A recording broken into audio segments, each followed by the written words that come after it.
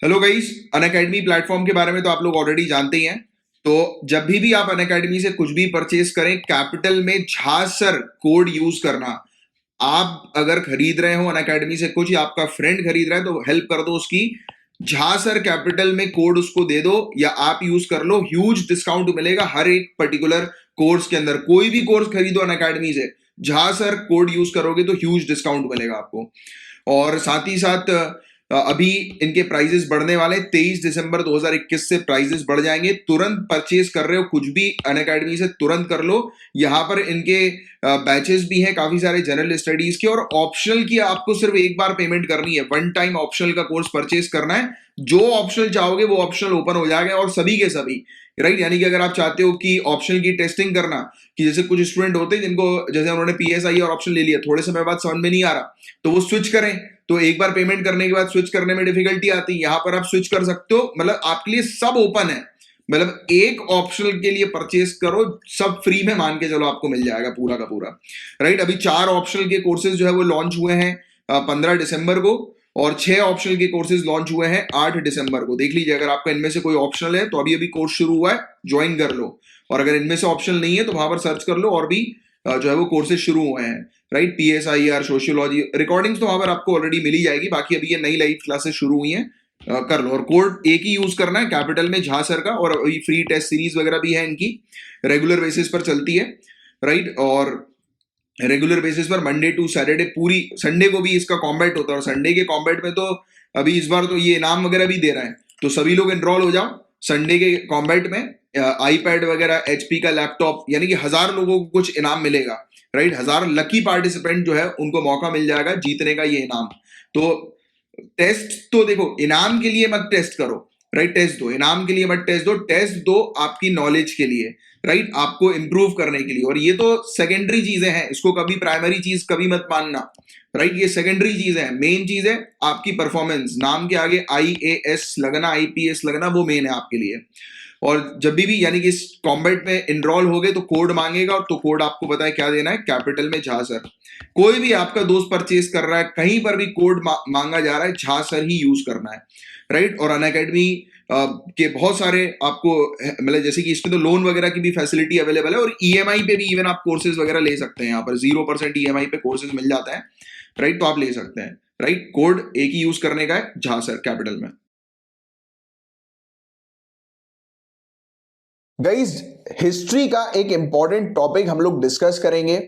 अभी रिसेंटली हमारे honourable prime minister ने महाराजा चैत सिंह का जिक्र किया है, तो इनके बारे में हम लोग डिस्कस करेंगे। मेरा आपसे क्वेश्चन है, क्या आप मुझे बता सकते हैं कि महाराजा चैत सिंह कहां के महाराजा थे, कहां के राजा थे?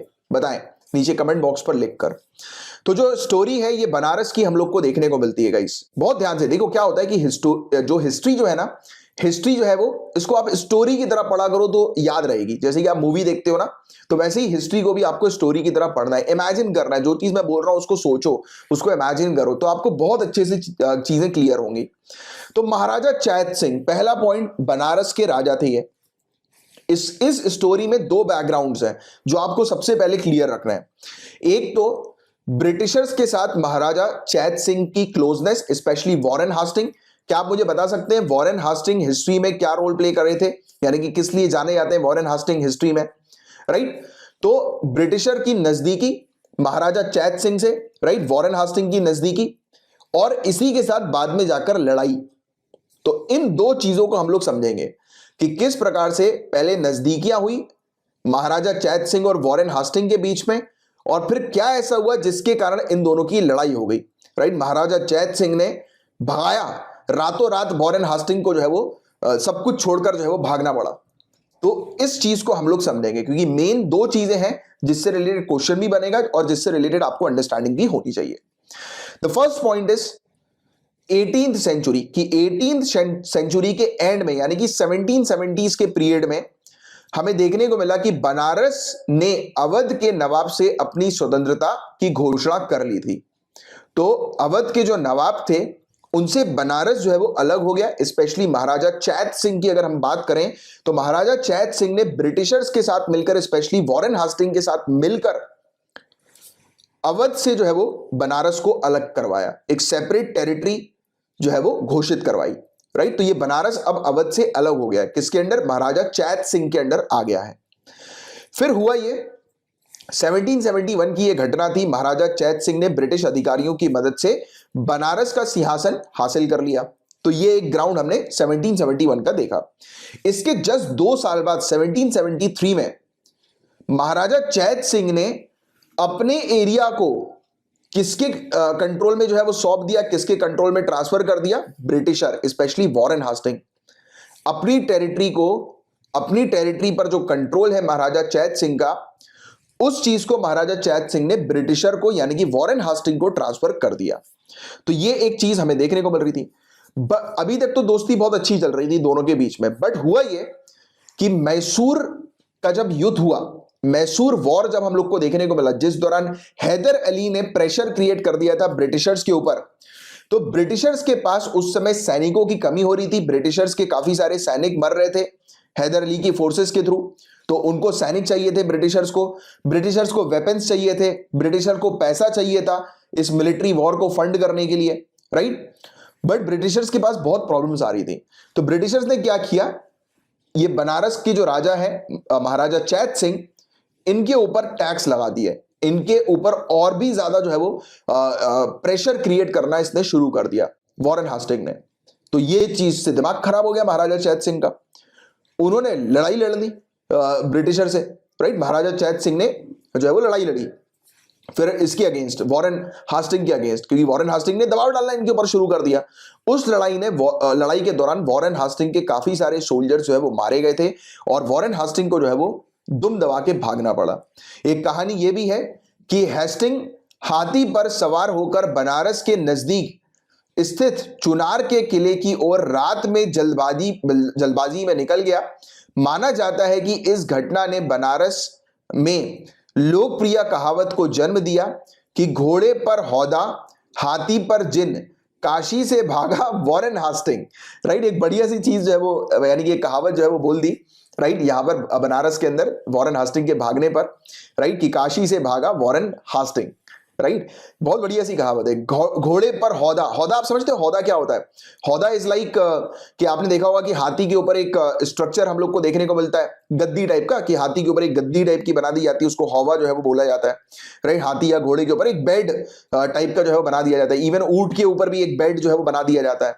तो ये कहा गया कि घोड़े पर हौदा था, हाथी पर जिन था और काशी से भागा वॉरेन हास्टिंग, राइट। कि मतलब कि हमें देखने को मिला कि किस प्रकार से घोड़े को अपनी गद्दी को छोड़कर हाथी से जो है वो भाग पड़ा वॉरेन हास्टिंग। अब हाथी धीरे धीरे चलता है, तो इस प्रकार की कहावत हम लोग को देखने को मिली थी कि घोड़े पर तो वॉरेन हास्टिंग की गद्दी छूट गई, बट इसको जो है वो दुम दबाकर धीरे धीरे यानी कि चुपके आराम से हौले इसको भागना पड़ गया, राइट। तो ये चीज हमें जो है वो देखने को मिलती है इस पूरी स्टोरी के अंदर। बट आपको इसके अंदर 2 ग्राउंड्स बहुत अच्छे से पता होना चाहिए कि किस प्रकार से, पहली बात तो सिंपल सी चीज, क्वेश्चन ये डायरेक्टली पूछा जा सकता है कि महाराजा चैत सिंह कहाँ के महाराजा थे, कहाँ के राजा थे, तो बनारस, फर्स्ट पॉइंट।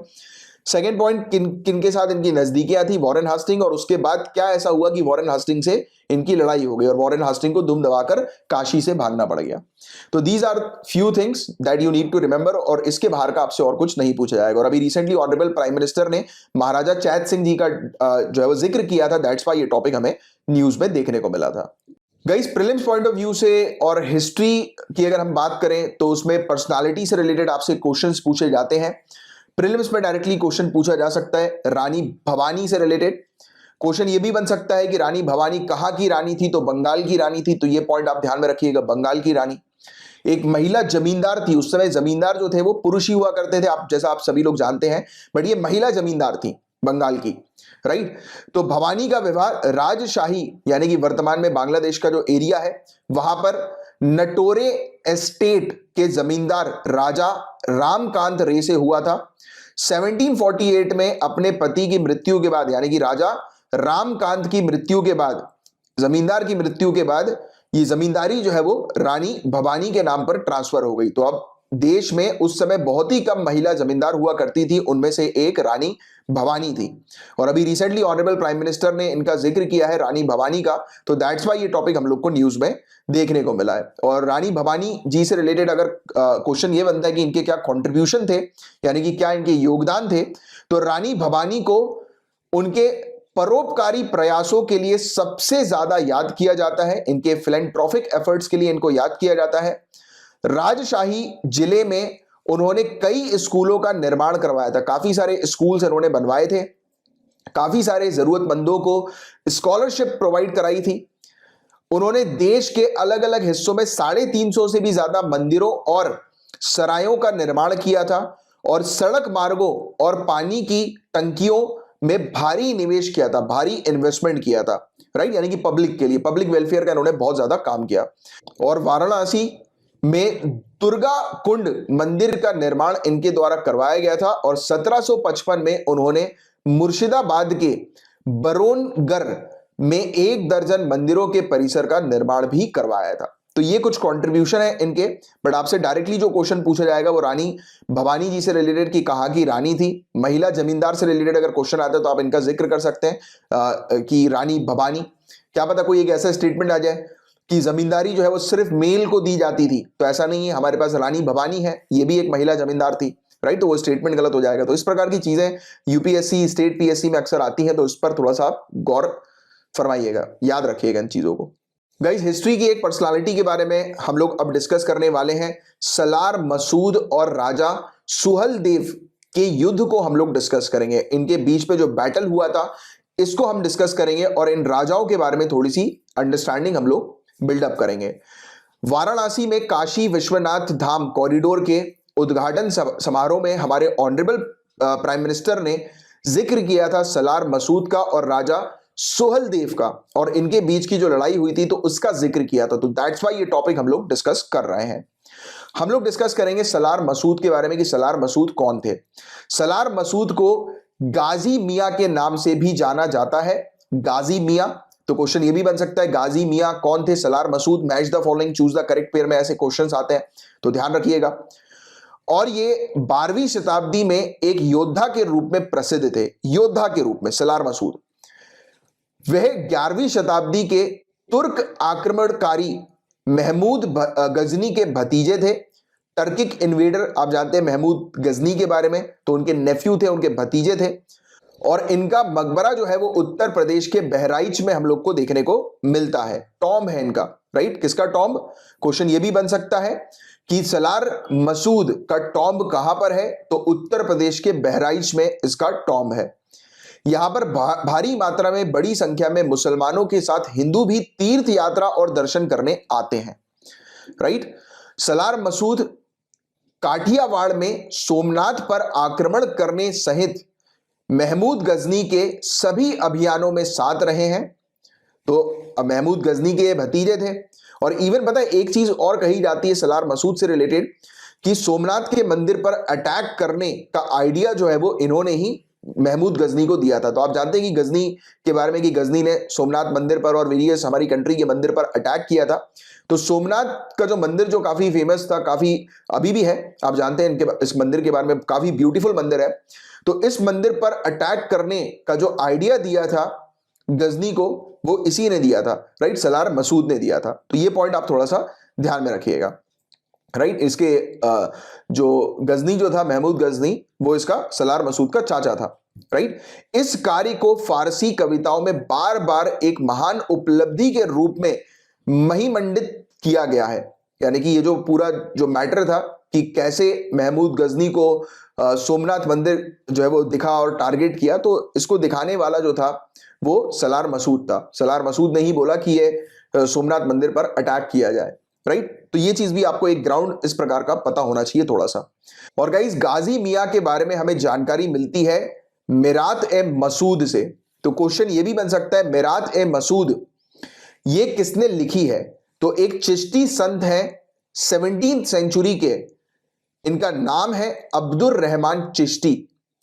इनके द्वारा 17th सेंचुरी में फारसी लैंग्वेज में इसको लिखा गया है। ये एक संचरित्र रचना है, हेजियोग्राफी है, जो कि अब्दुल रहमान चिश्ती के द्वारा लिखी गई है, राइट, मिराट ए मसूद। और इसी में हम लोग को देखने को मिलता है कि मसूद की जानकारी है, राइट। तो ये पॉइंट आपको ध्यान में रखना है। और इवन गाइस एक और चीज है कि कहा यह जाता है कि मुगल बादशाह अकबर ने गाजी मियां की दरगाह के रख रखाव के लिए 1571 में भूमि दान में दी थी। तो ये अकबर वाला भी एंगल आपको थोड़ा सा पता होना चाहिए, राइट। गाइस अब सलार मसूद और राजा सुहल देव की स्टोरी के बारे में हम लोग समझते हैं। तो सालार मसूद और राजा सुहेल देव के बीच एक बैटल, एक युद्ध हम लोग को देखने को मिलता है। और हिस्ट्री और मिथ दोनों का ये मिश्रण है, मतलब आप कह सकते हैं इतिहास और मिथक दोनों का ही ये एक मिश्रण हम लोग को युद्ध, ये बैटल हम लोग को देखने को मिलता है। रिकॉर्ड्स के अनुसार, अभिलेखों के अनुसार बहराइच में 1034 सन 1034 को 1034 एडी को एक युद्ध के दौरान मसूद और सुहेल देव नाम के एक स्थानीय राजा का आमना सामना हुआ। यानी कि दो राजा जो है, रिकॉर्ड्स ये बताते हैं कि दो राजा जिनका नाम जो था, एक का नाम था मसूद और दूसरे का नाम था सुहल देव, तो ये आमने सामने आए बैटल के दौरान। और युद्ध के दौरान मसूद एक तीर से घायल हो गया और उसकी जान चली गई, उसने दम तोड़ दिया मसूद ने। चूंकि वे एक योद्धा के रूप में अपने कर्तव्यों को पूरा करते हुए मारा गया, इसलिए उसे शहीद का दर्जा गाजी मियां की उपाधि दी गई। तो क्वेश्चन ये भी बन सकता है कि गाजी मियां की उपाधि पहली बात तो किसको दी गई, बताएं जरा नीचे कमेंट बॉक्स पर आंसर। सलार मसूद। किस पर्पस के लिए दी गई कि लड़ाई लड़ते समय, यानी कि एक योद्धा के तौर पर शहीद हुए थे, जान चली गई थी, तो इसके लिए गाजी मियां की उपाधि जो है वो दी गई सलार मसूद को। तो ये वाला पॉइंट भी आपको थोड़ा सा ध्यान में रखना है। क्वेश्चन ये भी बन सकता है सलार मसूद को किसने मारा, तो सुहेल देव, राजा सुहेल देव आपको पता होना चाहिए। तो अब थोड़ा सा राजा सुहेल देव की बारे में भी जो है वो थोड़ा समझते हैं। तो सुहेल देव श्रावस्ती, यानी कि वर्तमान में जो उत्तर पूर्वी क्षेत्र, जो उत्तर प्रदेश का हम लोग को देखने को मिलता है, यहां पर एक प्रसिद्ध राजा थे। तो उत्तर प्रदेश के प्रसिद्ध राजा, राइट, सुहेल देव। माना जाता है कि सुहेल देव भर समुदाय के राजा के सबसे बड़े पुत्र थे। तो एक भर समुदाय, भर कम्युनिटी हम लोग को देखने को मिलती है, उसके जो राजा थे उसके सबसे बड़े पुत्र जो थे वो सुहेल देव थे। भर समुदाय से ही इस क्षेत्र के एक दलित जाति समूह पासी समुदाय का उदय हुआ। यानी कि इस भर समुदाय से ही हम लोग को देखने को मिला कि एक और कम्युनिटी जो है वो उभर कर आई, जिसका नाम था पासी कम्युनिटी। तो कभी कभी ये भी क्वेश्चन आ सकता है भर समुदाय कहाँ का था, तो उत्तर प्रदेश थोड़ा ध्यान में रखना। पासी कम्युनिटी कहाँ की थी, उत्तर प्रदेश, थोड़ी सी ये चीज ध्यान में रखिएगा। और इस क्षेत्र के प्रचलित इतिहास में इनके लिए सुहेल देव, साकार देव, सहर देव, सुहील देव सहित कई नामों से इन्हें जाना जाता है। और यद्यपि जो मेडिवल पीरियड जो हम लोग को देखने को मिलता है, इसमें इन्हें राजा सुहेल देव के रूप में जो है वो जाना गया है, राइट।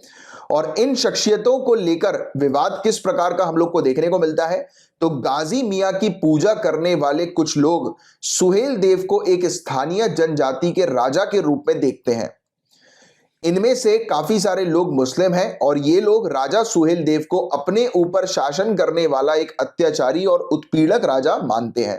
तो ये एक स्टोरी चलती है, जो लोग गाजी मियां की पूजा करते हैं, सलार मसूद की पूजा करते हैं, तो वो सुहेल देव, राजा सुहेल देव को जो है वो कहते हैं कि ये राजा सुहेल देव जो है वो मुसलमानों के ऊपर अत्याचार करते थे। तो ये एक स्टोरी हम लोग को इस प्रकार की देखने को मिली। हालांकि राजा सुहेल देव को एक वीर योद्धा भी माना जाता है, यानी कि कुछ लोग इन्हें वीर योद्धा भी मानते हैं। उन्हें हिंदुओं या भारतीय धर्म और संस्कृति को नष्ट करने की कोशिश करने वाले विदेशी आक्रमणकारी, यानी कि गाजी मियां और महमूद गजनी, इनके खिलाफ युद्ध करने वाले एक उदारकर्ता के रूप में प्रस्तुत किया जाता है। यानी कि कुछ लोग जो मुस्लिम्स कम्युनिटी के जो कुछ लोग हैं और कुछ ऐसी आइडियोलॉजी के जो लोग हम लोग को देखने को मिलते हैं, जो सपोर्टर हैं आप कह सकते हैं गाजी मियां के, तो उनका कहना यह है कि राजा सुहेल देव जो थे वो यहाँ पर रहने वाली जो कम्युनिटी थी उनके ऊपर अत्याचार करते थे, जो उनको सपोर्ट नहीं करते थे। बट जो लोग उन्हें सपोर्ट करते हैं उनका कहना यह है कि राजा सुहेल देव एक ऐसे योद्धा थे, एक ऐसे वीर थे जिन्होंने भारत की संस्कृति और भारत का जो धर्म जो है उसको प्रोटेक्ट करने के लिए लड़ाई लड़ी थी, राइट। किसके अगेंस्ट, महमूद गजनी आप कह सकते हैं, या ये गाजी मियां, इसके अगेंस्ट जो है वो लड़ाई लड़ी थी। आज महाराजा सुहेलदेव की स्मृति में उत्सव मनाया जाता है प्रेजेंट टाइम में। और आपको बता दें कि फरवरी 2016 में एट प्रेजेंट जो गवर्नमेंट हम लोग को देखने को मिल रही है, इसमें अमित शाह जी आप जानते हैं, तो अमित शाह जी ने सुहेलदेव को एक राष्ट्रीय नायक के रूप में भी सम्मानित किया और बहराइच में उनकी प्रतिमा का अनावरण किया। इसके अलावा भारतीय रेलवे द्वारा गाजीपुर से सुहेलदेव एक्सप्रेस की शुरुआत की गई। फिर 2017 में उत्तर प्रदेश सरकार द्वारा लखनऊ में सुहेलदेव की एक प्रतिमा स्थापित करने संबंधी एक योजना की घोषणा भी की गई थी। तो ये चीज है। तो आज की डेट में राजा सुहेलदेव जो हम लोग को देखने को मिलते हैं, तो उनको एक वीर के तौर पर जो है वो माना जाता है, बट कुछ लोग नहीं मानते। तो आपको ये दोनों एंगल्स पता होने चाहिए, पूरी स्टोरी सलार मसूद के बारे में और राजा सुहेलदेव के बैटल के बारे में, युद्ध के बारे में थोड़ी सी पता होनी चाहिए, राइट। तो ये था पूरा ओवरऑल टॉपिक। उम्मीद करता हूं बहुत अच्छे से ये टॉपिक आपको समझ में आ गया होगा। Guys a very important topic, GS paper 1 and paper 2 दोनों पॉइंट ऑफ व्यू से ये टॉपिक बहुत इंपॉर्टेंट है। Arts and culture point of view से भी ये टॉपिक बहुत इंपॉर्टेंट है। दुर्गा पूजा के बारे में हम बात करने जा रहे हैं। और हम क्यों दुर्गा पूजा के बारे में बात करेंगे? क्योंकि दुर्गा पूजा को यूनेस्को की इनटेंजिबल कल्चरल हेरिटेज की लिस्ट में शामिल किया गया है। तो कोई मुझे बता सकता है यूनेस्को का फुल फॉर्म क्या है? नीचे कमेंट बॉक्स पर लिखकर बताएं। अभी एक हम लोग को कमिटी देखने को मिली थी, इंटर गवर्नमेंटल कमिटी, अंतर सरकारी समिति। किसके ऊपर थी? इंटेंजिबल कल्चरल हेरिटेज जो है उनको प्रोटेक्ट करने, उनको सेफगार्ड करने के ऊपर एक कमिटी बनाई गई थी।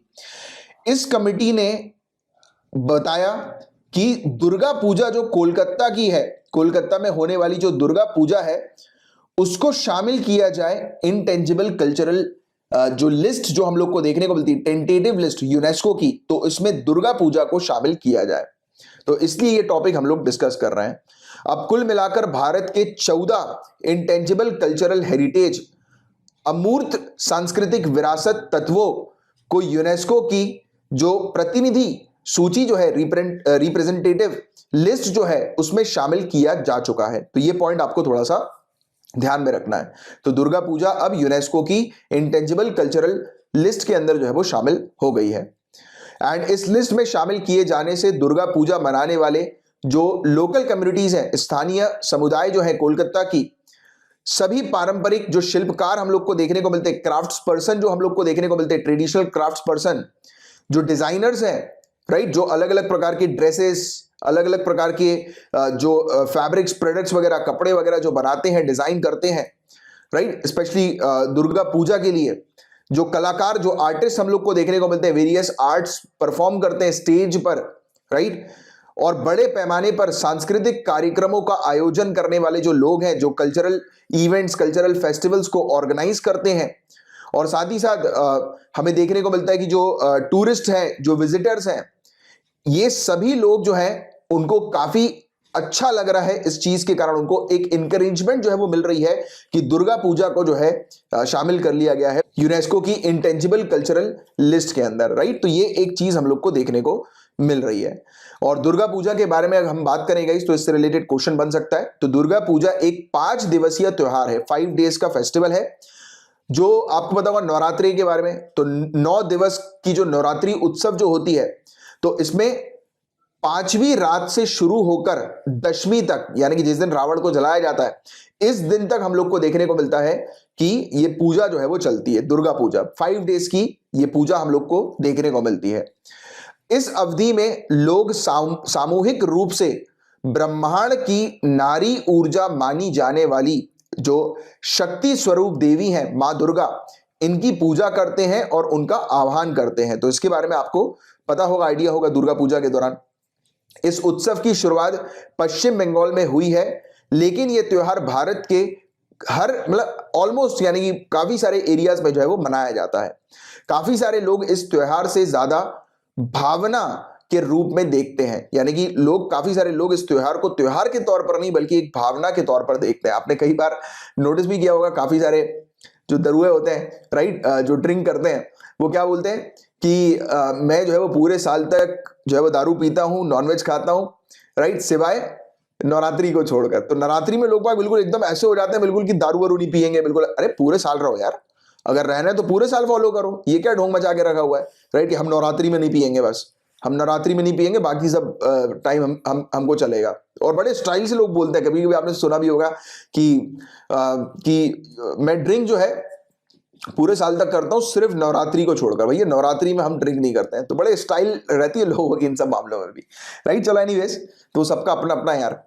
तो वही भावना वाली चीज के साथ जो मैं आपको लिंक कर रहा हूं, वो इस कॉन्टेक्स्ट से भी आप लिंक कर सकते हो, राइट। बाकी दुर्गा पूजा धर्म और संस्कृति का एक उत्कृष्ट संगम हम लोग को देखने को मिलता है, एक फ्यूजन रिलीजन और कल्चर का हमें देखने को मिलता है, क्योंकि काफी सारे इवेंट्स होते हैं दुर्गा पूजा के दौरान, राइट। तो ये चीज है दुर्गा पूजा से रिलेटेड, जिसके बारे में एक आपको आइडिया होना चाहिए। अब हम डिस्कस करेंगे बहुत इंपॉर्टेंट चीज के बारे में कि इंटेंजिबल कल्चरल हेरिटेज होती क्या है, अमूर्त सांस्कृतिक विरासत है क्या ये। तो यूनेस्को के अनुसार इंटेंजिबल कल्चरल हेरिटेज में परंपराओं और हमारे पूर्वजों से विरासत में मिली जो जीती जागती अभिव्यक्ति जो है, जो लिविंग एक्सप्रेशंस जो हम लोग को देखने को मिलते हैं, जो ट्रेडिशंस है, लिविंग एक्सप्रेशन जो है, जो एंसेस्टर से इनहेरिट किए हैं, पूर्वजों से विरासत में लिए गए हैं, और ये पास ऑन होते हैं किस तरीके से, मौखिक परंपराएं के तौर पर। जैसे कि डांस फॉर्म है, आप इस बात को समझिएगा, आप डांस फॉर्म को कहीं पर लिख नहीं सकते, क्योंकि डांस फॉर्म के एक्सप्रेशंस होते हैं, राइट। फेस के एक्सप्रेशन, फेशियल एक्सप्रेशन होते हैं, राइट। वो जो लचक वचक हम लोग को देखने को मिलती है, डांस फॉर्म जो हम लोग को देखने को मिलते हैं अलग अलग टाइप के, ये आप किसी से जो है वो ले नहीं सकते हो। जब सामने पर्सनली एक व्यक्ति आपको जब वो चीज समझाता है उस डांस फॉर्म को कि किस प्रकार से आपको एक्सप्रेशन देना है, तब वो चीज फॉलो अप होती है ना। एक व्यक्ति जब सामने बैठकर, अब देखिए जैसे कि योगा की बात करें, राइट, अब पढ़कर आप टेक्स्ट फॉर्म में, यानी कि जो चीज लिखी हुई है उसके थ्रू आप योगा तो कर नहीं पाओगे कि सांस को कितनी खींचना है, कितना छोड़ना है, नहीं कर पाओगे। सामने एक मेंटर, एक प्रोफेशनल जब बैठकर आपको योगा सिखाएगा, राइट, सांस लेगा फिर सांस छोड़ेगा, कि आपको देखेगा, आपको ऑब्जर्व करेगा, वो आपको सिखाएगा, तब आप उस चीज को कर पाओगे। तो ऐसी जो चीजें हैं जिसको आप कहीं पर रिकॉर्ड नहीं कर सकते, स्टोर नहीं कर सकते हो, दैट इज इंटेंजिबल। नाम से समझ में आ रहा है यार, इंटेंजिबल, जो हमें दिख नहीं रही है, राइट, वो इंटेंजिबल वाली चीज है। इवन पता है लैंग्वेज की भी अगर हम बात करें, अगर आप लैंग्वेज बोलना जो है वो छोड़ दोगे तो वो लैंग्वेज क्या होगी, लुप्त हो जाएगी। काफी सारी ऐसी लैंग्वेजेस हैं जो कि लुप्त होने की कगार में, क्योंकि उसके जो स्पीकर्स हैं वो काफी कम है, राइट। तो ऐसी चीजें की यहां पर बात हो रही है जिनको सीखा जाता है एंसेस्टर से, और जो ये ट्रेडिशन, ये प्रथा जो है वो मौखिक तौर पर जो है वो, या एक्सप्रेशन के तौर पर जो है वो आगे पास ऑन होती है। तो मौखिक परंपराएं, आर्ट्स, परफॉर्मिंग आर्ट्स, जो प्रदर्शन कला जो होती है, सोशल प्रैक्टिसेस कुछ होती हैं, सामाजिक प्रथाएं वगैरह, जैसे कि पुजारी वगैरह हम लोग को देखने को मिलते हैं, उनके कुछ अनुष्ठान वगैरह हम लोग को देखने को मिलते हैं, राइट, उनकी कुछ प्रैक्टिसेस वगैरह जो हमें देखने को मिलती हैं। तो वो प्रैक्टिस देखकर ही सीख पाओगे, राइट, कहीं पर लिखकर तो सीख नहीं पाओगे, उतना परफेक्शन नहीं आ पाएगा। अगर आप लिखकर भी अगर चीजें करते हो तो वो परफेक्शन नहीं आ पाएगा, वो चीजें नहीं आ पाएंगी, राइट। जो चीज पास ऑन होनी चाहिए, जो ट्रेडिशनल प्रैक्टिसेस, वो नहीं हो पाएगी, राइट। इसके अलावा कुछ फेस्टिव इवेंट्स वगैरह हो गए, त्योहार उत्सव वगैरह हो गए, राइट, कुछ नॉलेज होती है, कुछ प्रैक्टिसेस होती हैं, राइट, प्रकृति और ब्रह्मांड से संबंधित यही नॉलेज, प्रैक्टिसेस, ज्ञान, प्रथाएं, और पारंपरिक शिल्प संबंधी कौशल, यानी कि स्किल्स वगैरह, राइट, ट्रेडिशनल क्राफ्ट से रिलेटेड। तो ऐसी चीजें जो होती हैं वो इंटेंजिबल कल्चरल लिस्ट में जो है वो शामिल होती है, और यूनेस्को स्टैब्लिश करती है ऐसी लिस्ट को। इसका मेन एम ये होता है कि इन पर्टिकुलर चीजों को प्रोटेक्ट करना, राइट, यानी कि ये सब एक्टिविटीज को प्रोटेक्ट करना, राइट, कि जितने भी इंपॉर्टेंट ट्रेडिशनल कल्चरल हेरिटेज है पूरे दुनिया भर में, उसको प्रोटेक्ट करना, उससे रिलेटेड अवेयरनेस, उसके महत्व से, उसके सिग्निफिकेंस से रिलेटेड अवेयरनेस जो है वो क्रिएट करना सोसाइटी में। तो यूनेस्को ने ये लिस्ट जो है वो शुरू करी थी 2008 से, और ये लिस्ट तब शुरू हुई जब 2003 का एक कन्वेंशन हमें देखने को मिला, convention for the safeguarding of intangible cultural heritage. ये जब लागू हुआ, अमूर्त सांस्कृतिक विरासत सुरक्षा, अभी समय 2003 का जब ये लागू हुआ 2008 में, तब उस समय हमें देखने को मिला कि ये यूनेस्को ने जो इंटेंजिबल कल्चरल हेरिटेज की लिस्ट जो है वो लाना शुरू किया, और इस प्रकार से इंटेंजिबल कल्चरल हेरिटेज को प्रोटेक्ट करना जो है वो शुरू किया, एक कदम उठाया ग्लोबल लेवल पर, वर्ल्ड लेवल पर। और 2010 तक यूनेस्को की दो लिस्ट हमें देखने को मिलती है, एक लिस्ट लॉन्गर लिस्ट है और एक लिस्ट शॉर्टर लिस्ट है। एक बड़ी लिस्ट होती है, एक छोटी लिस्ट होती है। लॉन्गर लिस्ट के अंदर हम लोग को representative list intangible cultural heritage of humanity की देखने को मिलती है, जिसमें कल्चरल प्रैक्टिसेस, एक्सप्रेशन ऐसे मौजूद होते हैं, राइट, जिनसे रिलेटेड अवेयरनेस क्रिएट करने की बहुत ज्यादा आवश्यकता होती है सोसाइटी के बीच में। एक शॉर्टर लिस्ट होती है जिसमें कई बार हम लोग को देखने को मिलता है कि एक पर्टिकुलर कंट्री अपनी कम्युनिटी को प्रोटेक्ट करने के लिए जो है वो उसको शामिल करती है, लिस्ट को ऐड करती है एक पर्टिकुलर कम्युनिटी को प्रोटेक्ट करने के लिए। तो उन सांस्कृतिक तत्वों को सम्मिलित किया जाता है जिन्हें संबंधित समुदाय और देश प्रचलित रखने या जीवित रखने के लिए तत्काल उपाय किए जाने की आवश्यकता समझते हैं, राइट। यानी कि कुछ ऐसी कंट्रीज वगैरह हम लोग को देखने को मिलती है या कम्युनिटी हमें देखने को मिलती है जो ये चाहती हैं कि ऐसे जो कल्चरल एलिमेंट्स है, सांस्कृतिक तत्व जो है, उसको अर्जेंट तौर पर जो है वो सिक्योर करके रखो। तो ऐसी चीजें शॉर्टर लिस्ट में आती है और लॉन्गर लिस्ट के अंदर तो ऐसे कल्चरल हेरिटेज वगैरह हम लोग को देखने को मिलती है कि जिनको प्रोटेक्ट किया जाए, जो काफी अच्छे होते हैं, जो पॉपुलर भी होते हैं, जैसे दुर्गा पूजा पॉपुलर है तो इसको प्रोटेक्ट करने के लिए रखा जाए, तो ये लॉन्गर लिस्ट है। तो इस प्रकार की चीज हम लोग को देखने को मिलती है। तो ये था गाइस पूरा ओवरऑल टॉपिक। मैं उम्मीद करता हूं आपको बहुत अच्छे से करंट अफेयर्स में यूनेस्को की इंटेंजिबल कल्चरल हेरिटेज लिस्ट क्यों आई है, तो बताएं जरा किस फेस्टिवल को शामिल किया गया इस लिस्ट के अंदर, नीचे कमेंट बॉक्स पर लिखकर, राइट। और गाइस देखो, कोशिश किया करो, मैं आपको एक चीज इसमें बताना चाहूंगा कि जैसे ये यूनेस्को की कल्चरल हेरिटेज साइट की अगर हम बात कर रहे हैं, या फिर जैसे कि अगर बात करें वर्ल्ड हेल्थ ऑर्गेनाइजेशन के वेरियस प्रोग्राम्स की, तो ट्राई किया करो इनकी ऑफिशियल साइट पर देखने की। एग्जाम से पहले कुछ ऐसी ऑफिशियल साइट्स होती है जैसे United Nation, World Trade Organization, World Health Organization, right, IMF, तो वर्ल्ड बैंक, तो ये सब इंपॉर्टेंट ये साइट्स हैं, वेबसाइट्स हैं इनकी, राइट। ये जो ऑर्गेनाइजेशन है, इनकी वेबसाइट पर जाकर एग्जाम से पहले, जैसे प्रीलिम्स है, मेंस है, इससे पहले इनकी एक बार वेबसाइट को स्क्रॉल किया करो, देखा करो क्या नए अपडेट्स हैं, राइट। जैसे IUCN environment point of view से, तो ये सब चीजें अगर आप ये प्रैक्टिस करोगे ना, तो आप देखिएगा डायरेक्टली इनसे रिलेटेड, इनके लेटेस्ट अपडेट से रिलेटेड डायरेक्टली क्वेश्चन जो है वो पूछ लिया जाता है। तो ये वाली चीज भी रखा करो और हमेशा ऑफिशियल सोर्सेज से इंफॉर्मेशन गेन किया करो, जो ट्रस्टेड सोर्सेज हैं, राइट, तो उनसे इंफॉर्मेशन हमेशा गेन किया करो, राइट। हर कहीं से इंफॉर्मेशन आपको गेन करने की जरूरत नहीं है, राइट। चलो एनीवेज, तो इसके बारे में कुछ आपको बेसिक सी जानकारी देनी थी जो कि आपकी प्रिपरेशन में आपको हेल्प करेगी।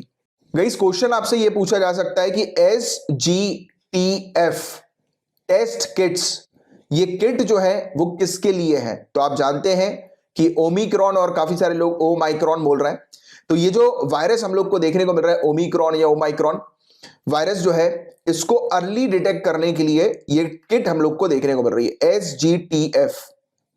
तो SGTF का फुल फॉर्म है S gene target failure test. इस टेस्ट के माध्यम से ओमिक्रॉन जिस भी व्यक्ति को हुआ है वो डिटेक्ट हो जाएगा, जो भी व्यक्ति ओमिक्रॉन पॉजिटिव है। ये टेस्ट जो है वो डिटेक्ट करता है एस जीन के एब्सेंस को, कि जहां पर एस जीन नहीं है उस चीज को डिटेक्ट करता है, और वायरस में एस जीन का नहीं होना ये संकेत है ओमिक्रॉन वायरस का, यानी कि कोरोना वायरस का ओमिक्रॉन वेरिएंट का संकेत है, क्योंकि उसमें एस जीन जो है वो शामिल नहीं है। तो ये पॉइंट आपको थोड़ा सा ध्यान में रखना है, बस बेसिक सा। डायरेक्ट क्वेश्चन आएगा SGTF टेस्ट किट किससे एसोसिएटेड है, तो ओमिक्रॉन को टेस्ट करने से एसोसिएटेड है। सिंपल सी चीज, ये प्रीलिम्स लेवल की, ध्यान में रखिएगा। गाइस, अब हम लोग समझेंगे डिटेल में कि ये स्पेशल स्टेटस एक स्टेट को जो दिया जाता है, एक राज्य को दिया जाता है, वो है क्या एग्जैक्टली, एक विशेष श्रेणी राज्य होती क्या है, तो इस पर हम लोग बात करने वाले हैं। एंड नीतीश कुमार जी की बात करें गाइस, तो 2007 से लगभग पिछले 15-1 साल से नीतीश कुमार जी लगातार डिमांड कर रहे हैं कि बिहार को एक स्पेशल कैटेगरी स्टेट में शामिल किया जाए, एक स्पेशल कैटेगरी स्टेट यानी कि विशेष श्रेणी राज्य का दर्जा बिहार को मिले। तो अभी रिसेंटली इनकी डिमांड जो है वो फिर से उठी है, इन्होंने फिर से ये डिमांड, ये मांग जो है वो उठाई है। एंड बिहार की परफॉर्मेंस की बात करें, उसके डेवलपमेंट के मामले में, यानी कि उसकी विकास के मामले में, तो ये जो अगर आप BPSC की तैयारी कर रहे हो, बिहार PSC की तैयारी कर रहे हो, तो ये टॉपिक आपके लिए मोस्ट इंपॉर्टेंट है। एंड UPSC की तैयारी कर रहे हैं आप, तो आपको इस टॉपिक का एक आइडिया होना चाहिए। प्लस आपके लिए जो चीज इंपॉर्टेंट है वो ये है कि जो स्पेशल स्टेटस वाली जो स्टेट होती हैं वो कैसे बनती है, उसमें क्या क्या चीजें हमें देखने को मिलती हैं। तो बिहार की बात करें गाइस, तो नीति आयोग की एक लेटेस्ट रिपोर्ट में बिहार के बारे में यह चीज बताई गई है कि बिहार के अंदर ग्रोथ रेट और ह्यूमन डेवलपमेंट इंडिसेस जो है वो काफी, मतलब बिहार ग्रोथ रेट के मामले में काफी पीछे है दूसरी स्टेट्स के कंपैरिजन में। इवन मानव विकास सूचकांक के मामले में भी बिहार काफी पीछे है।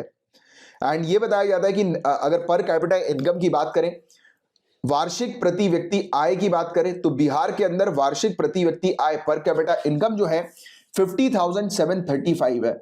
और अगर हम लोग इसको देखें नेशनल पर कैपिटा इनकम के साथ तो नेशनल पर कैपिटा इनकम 1,34,432 है। तो ये फिगर को आप डेफिनेटली नोट डाउन कर सकते हैं, काफी अच्छा फिगर है। हमारी कंट्री की पर कैपिटा इनकम का आपको एक आइडिया लगा। तो नेशनल पर कैपिटा इनकम से कम पर कैपिटा इनकम बिहार की हमें देखने को मिल रही है। तो ये एक बहुत ही मतलब गंभीर बात है, यानी कि 50% से भी कम बिहार की पर कैपिटा इनकम है as compare to national per capita income. And report के अनुसार, नीति आयोग की रिपोर्ट के अनुसार एक चीज और ये बताई जा रही है कि बिहार के अंदर 50% से भी ज्यादा लोग, यानी कि आप कह सकते हैं 51.91% बिहार की आबादी का ये बिलो पॉवर्टी लाइन में रहते हैं ऐसे लोग, यानी कि गरीबी रेखा से नीचे रहते हैं। बहुत गंभीर और बहुत चिंता वाली बात है ये। बिहार के अंदर स्कूल ड्रॉप आउट्स के केसेस काफी ज्यादा हैं, चाइल्ड माल नरिशमेंट यानी कि बच्चों में कुपोषण के केसेस काफी ज्यादा हैं, मैटरनल हेल्थ के केसेस काफी खराब हैं, इन्फेंट मोर्टालिटी रेट काफी ज्यादा हम लोग को देखने को मिलता है, राइट। यानी कि जो छोटे बच्चे शिशु मृत्यु दर की अगर हम बात करें तो इसके मामले भी काफी ज्यादा हम लोग को देखने को मिलता है, यानी कि इन सब एरियाज में बिहार काफी पीछे है, राइट। एंड तो ये था एक ओवरव्यू बिहार के बारे में। तो यही सब चीजों को देखते हुए बिहार को एक स्पेशल स्टेट की कैटेगरी में रखा जाने की डिमांड जो है वो लगातार सामने आ रही है। बट ये स्पेशल कैटेगरी स्टेटस किसी स्टेट को मिलता है तो इसका मतलब क्या है, इस चीज को हम समझते हैं। क्या कॉन्स्टिट्यूशन में किसी स्टेट को स्पेशल कैटेगरी स्टेटस देने की बात की गई है क्या, बताइए आप। तो हमारे संविधान में कहीं पर भी किसी स्टेट को स्पेशल कैटेगरी का स्टेट बनाने का जिक्र नहीं किया गया, कहीं पर भी नहीं लिखा संविधान में। केंद्र सरकार द्वारा अन्य राज्यों की तुलना में प्रतिकूल परिस्थितियों वाले राज्यों को वित्तीय सहायता प्रदान की जाती है। तो सेंट्रल गवर्नमेंट गाइस क्या करती है कि जो कुछ स्टेट्स हम लोग को देखने को मिलती हैं, राइट, कि जहां पर स्थिति काफी खराब है, जैसे कि वहां पर ज्योग्राफिकल कंडीशन इस प्रकार की हमें देखने को मिलती है कि वो डेवलप नहीं कर पा रही है, जैसे कि नॉर्थ ईस्टर्न स्टेट हो गया, हिली एरियाज हो गए, राइट, हिली एरियाज पर स्टेट्स जो हम लोग को देखने को मिलती हैं। तो ऐसी स्टेट्स जो होती हैं उनको केंद्र सरकार जो है वो फंड प्रोवाइड कराती है, उनकी हेल्प करती है ऐसी स्टेट के डेवलपमेंट के लिए। तो ये केंद्र सरकार करती है। ये दर्जा भौगोलिक और सामाजिक आर्थिक पिछड़ेपन का सामना कर रहे राज्यों के विकास में सहायता हेतु केंद्र सरकार द्वारा किया गया एक वर्गीकरण है। ये सेंट्रल गवर्नमेंट ने कैटेगराइजेशन जो है वो किया हुआ है कि जो भी स्टेट की अगर हम बात करें, अगर वो सोशियो इकोनॉमिक के मामले में अगर पीछे है, राइट, एंड जो भी स्टेट उसकी ज्योग्राफिकल लोकेशन के कारण वहां पर वो डेवलपमेंट नहीं कर पा रही है, उसके टेरेन के कारण वो पीछे है, तो ऐसी स्टेट को हेल्प करती है केंद्र सरकार। तो ये केंद्र सरकार ने स्टेट्स को इस प्रकार से कैटेगराइज किया हुआ है। और ये कैटेगराइजेशन, ये वर्गीकरण या क्लासिफिकेशन वर्ष 1969 में 5वें वित्तीय आयोग की सिफारिश के आधार पर किया गया था। फिफ्थ फाइनेंस कमीशन ने 1969 में रिकमेंड किया था इस प्रकार के क्लासिफिकेशन को, कैटेगराइजेशन को, वर्गीकरण को, राइट। इवन ये गाडगिल फॉर्मूला के पैरामीटर्स के ऊपर भी आधारित हम लोग को देखने को मिलता है, जैसे कि ऐसी स्टेट जो पहाड़ी क्षेत्र में होनी चाहिए, हिली टेरेन में होनी चाहिए, जहां पर पॉपुलेशन डेंसिटी काफी कम होनी चाहिए, राइट, कम जनसंख्या घनत्व होना चाहिए, या फिर ट्राइबल पॉपुलेशन ऐसी स्टेट में ज्यादा होनी चाहिए, या ऐसी स्टेट बॉर्डर एरियाज की हो, स्ट्रेटेजिक लोकेशन वाली स्टेट हो, राइट, ऐसी स्टेट जो कि इकोनॉमिक और इंफ्रास्ट्रक्चर के मामले में पिछड़ी हो, बैकवर्ड हो, राइट, और ऐसी स्टेट जो अपने खुद के फाइनेंसेस वगैरह जो है यानी कि अपना वित्त वगैरह जो है उसको खुद से मैनेज नहीं कर पा रही हो, राइट, यानी कि वहां की जो टैक्स पेयर्स होते हैं, वहां की जो इनकम हम लोग को देखने को मिलती है, राइट, तो वो जनरेट ही नहीं कर पा रही हो इनकम, राइट, उसके लिए बड़ी डिफिकल्टी चल रही हो। तो ऐसी स्टेट को स्पेशल कैटेगरी स्टेटस जो है वो प्रोवाइड किया जाए, ऐसा गाडगिल फॉर्मूला का पैरामीटर जो है वो कहते हैं। बट कुछ गाइडलाइंस भी हैं। गाइडलाइंस में मेनली जो इस गाडगिल फॉर्मूला के पैरामीटर से वैसी गाइडलाइंस है कि एक राज्य का खराब बुनियादी ढांचे के साथ आर्थिक रूप से पिछड़ा होना चाहिए, यानी कि इकोनॉमिकली बैकवर्ड एक स्टेट होनी चाहिए जहां पर पुअर इंफ्रास्ट्रक्चर हो।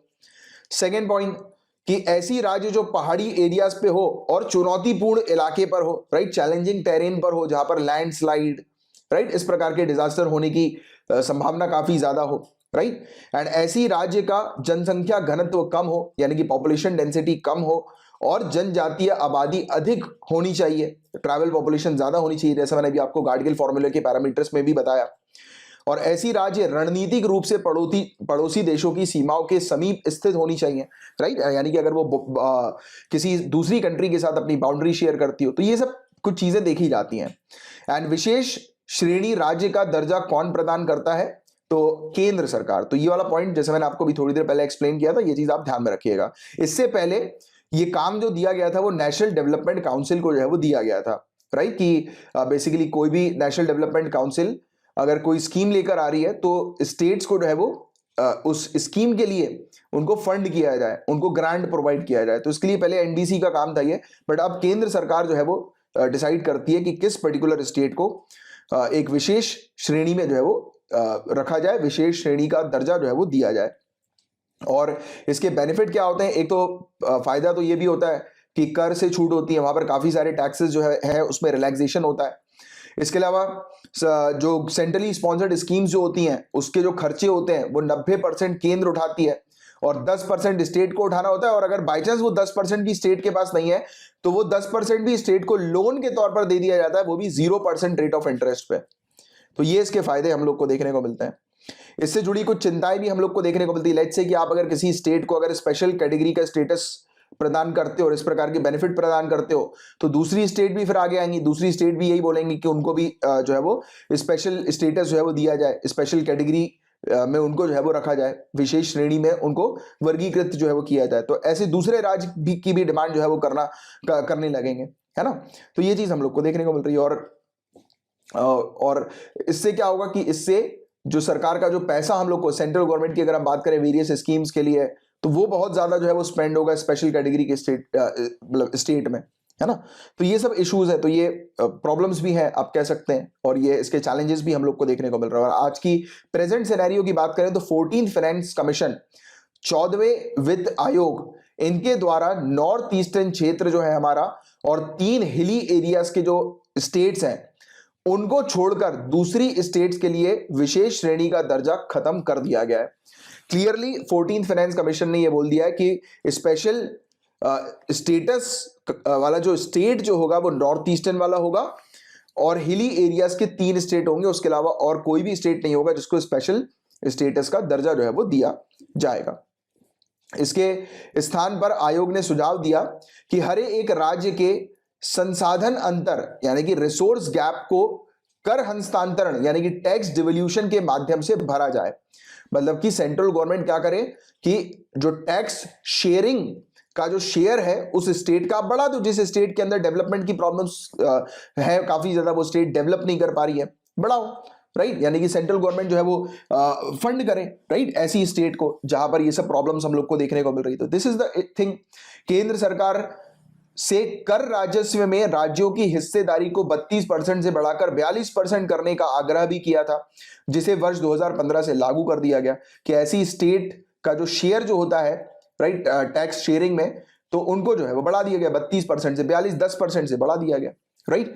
तो ये चीज हम लोग को देखने को मिलती है। तो ये था गाइस पूरा ओवरऑल टॉपिक। मैं उम्मीद करता हूं बहुत अच्छे से ये टॉपिक आपको समझ में आया होगा।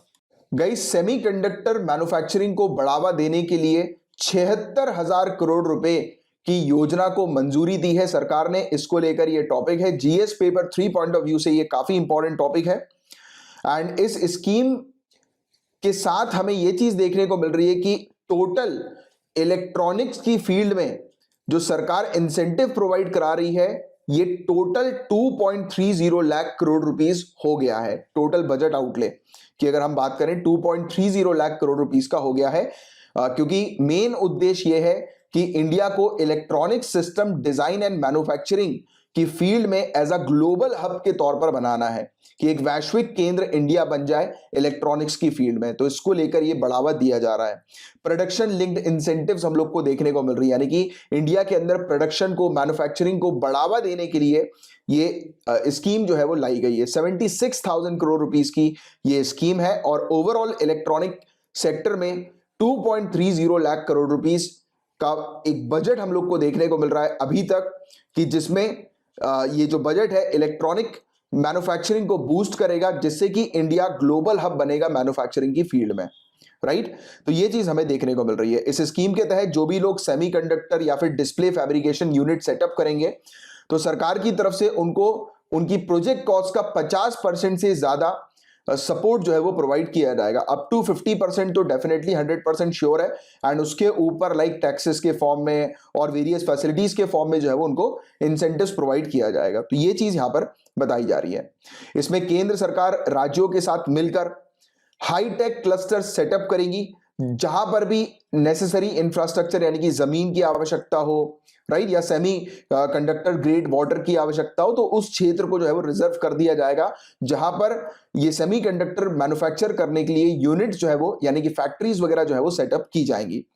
और इंडिया का सेमीकंडक्टर मिशन भी है जो कि सेटअप किया जाएगा, और ये मिशन जो होगा इसका मेन फोकस ये रहेगा कि ये जो स्कीम है, ये जो योजना है जिसके तहत 76,000 करोड़ रुपए लगाए जा रहे हैं सेमीकंडक्टर और डिस्प्ले मैन्युफैक्चरिंग को बूस्ट करने के लिए, तो ये जो मिशन रहेगा इंडिया सेमीकंडक्टर मिशन, इसका काम ये रहेगा चेक करने का, इंश्योर करने का कि जो स्कीम है वो इफेक्टिव तरीके से काम कर रही है या नहीं कर रही है, राइट, प्रॉपर तरीके से इंप्लीमेंट हो रही है कि नहीं हो रही है। एंड इसके अलावा एक चिप्स टू स्टार्टअप प्रोग्राम भी है, जिसके तहत 85,000 वेल ट्रेन्ड इंजीनियर्स को डेवलप किया जाएगा। सेमीकंडक्टर डिजाइनर्स को अपॉर्चुनिटीज दी जाएंगी कि वो खुद अपना स्टार्टअप जो है वो लॉन्च कर सकते हैं, एंड इसमें 50% का जो खर्चा आएगा डिजाइन लिंक्ड इंसेंटिव स्कीम के तहत वो सरकार जो है वो उठाएगी।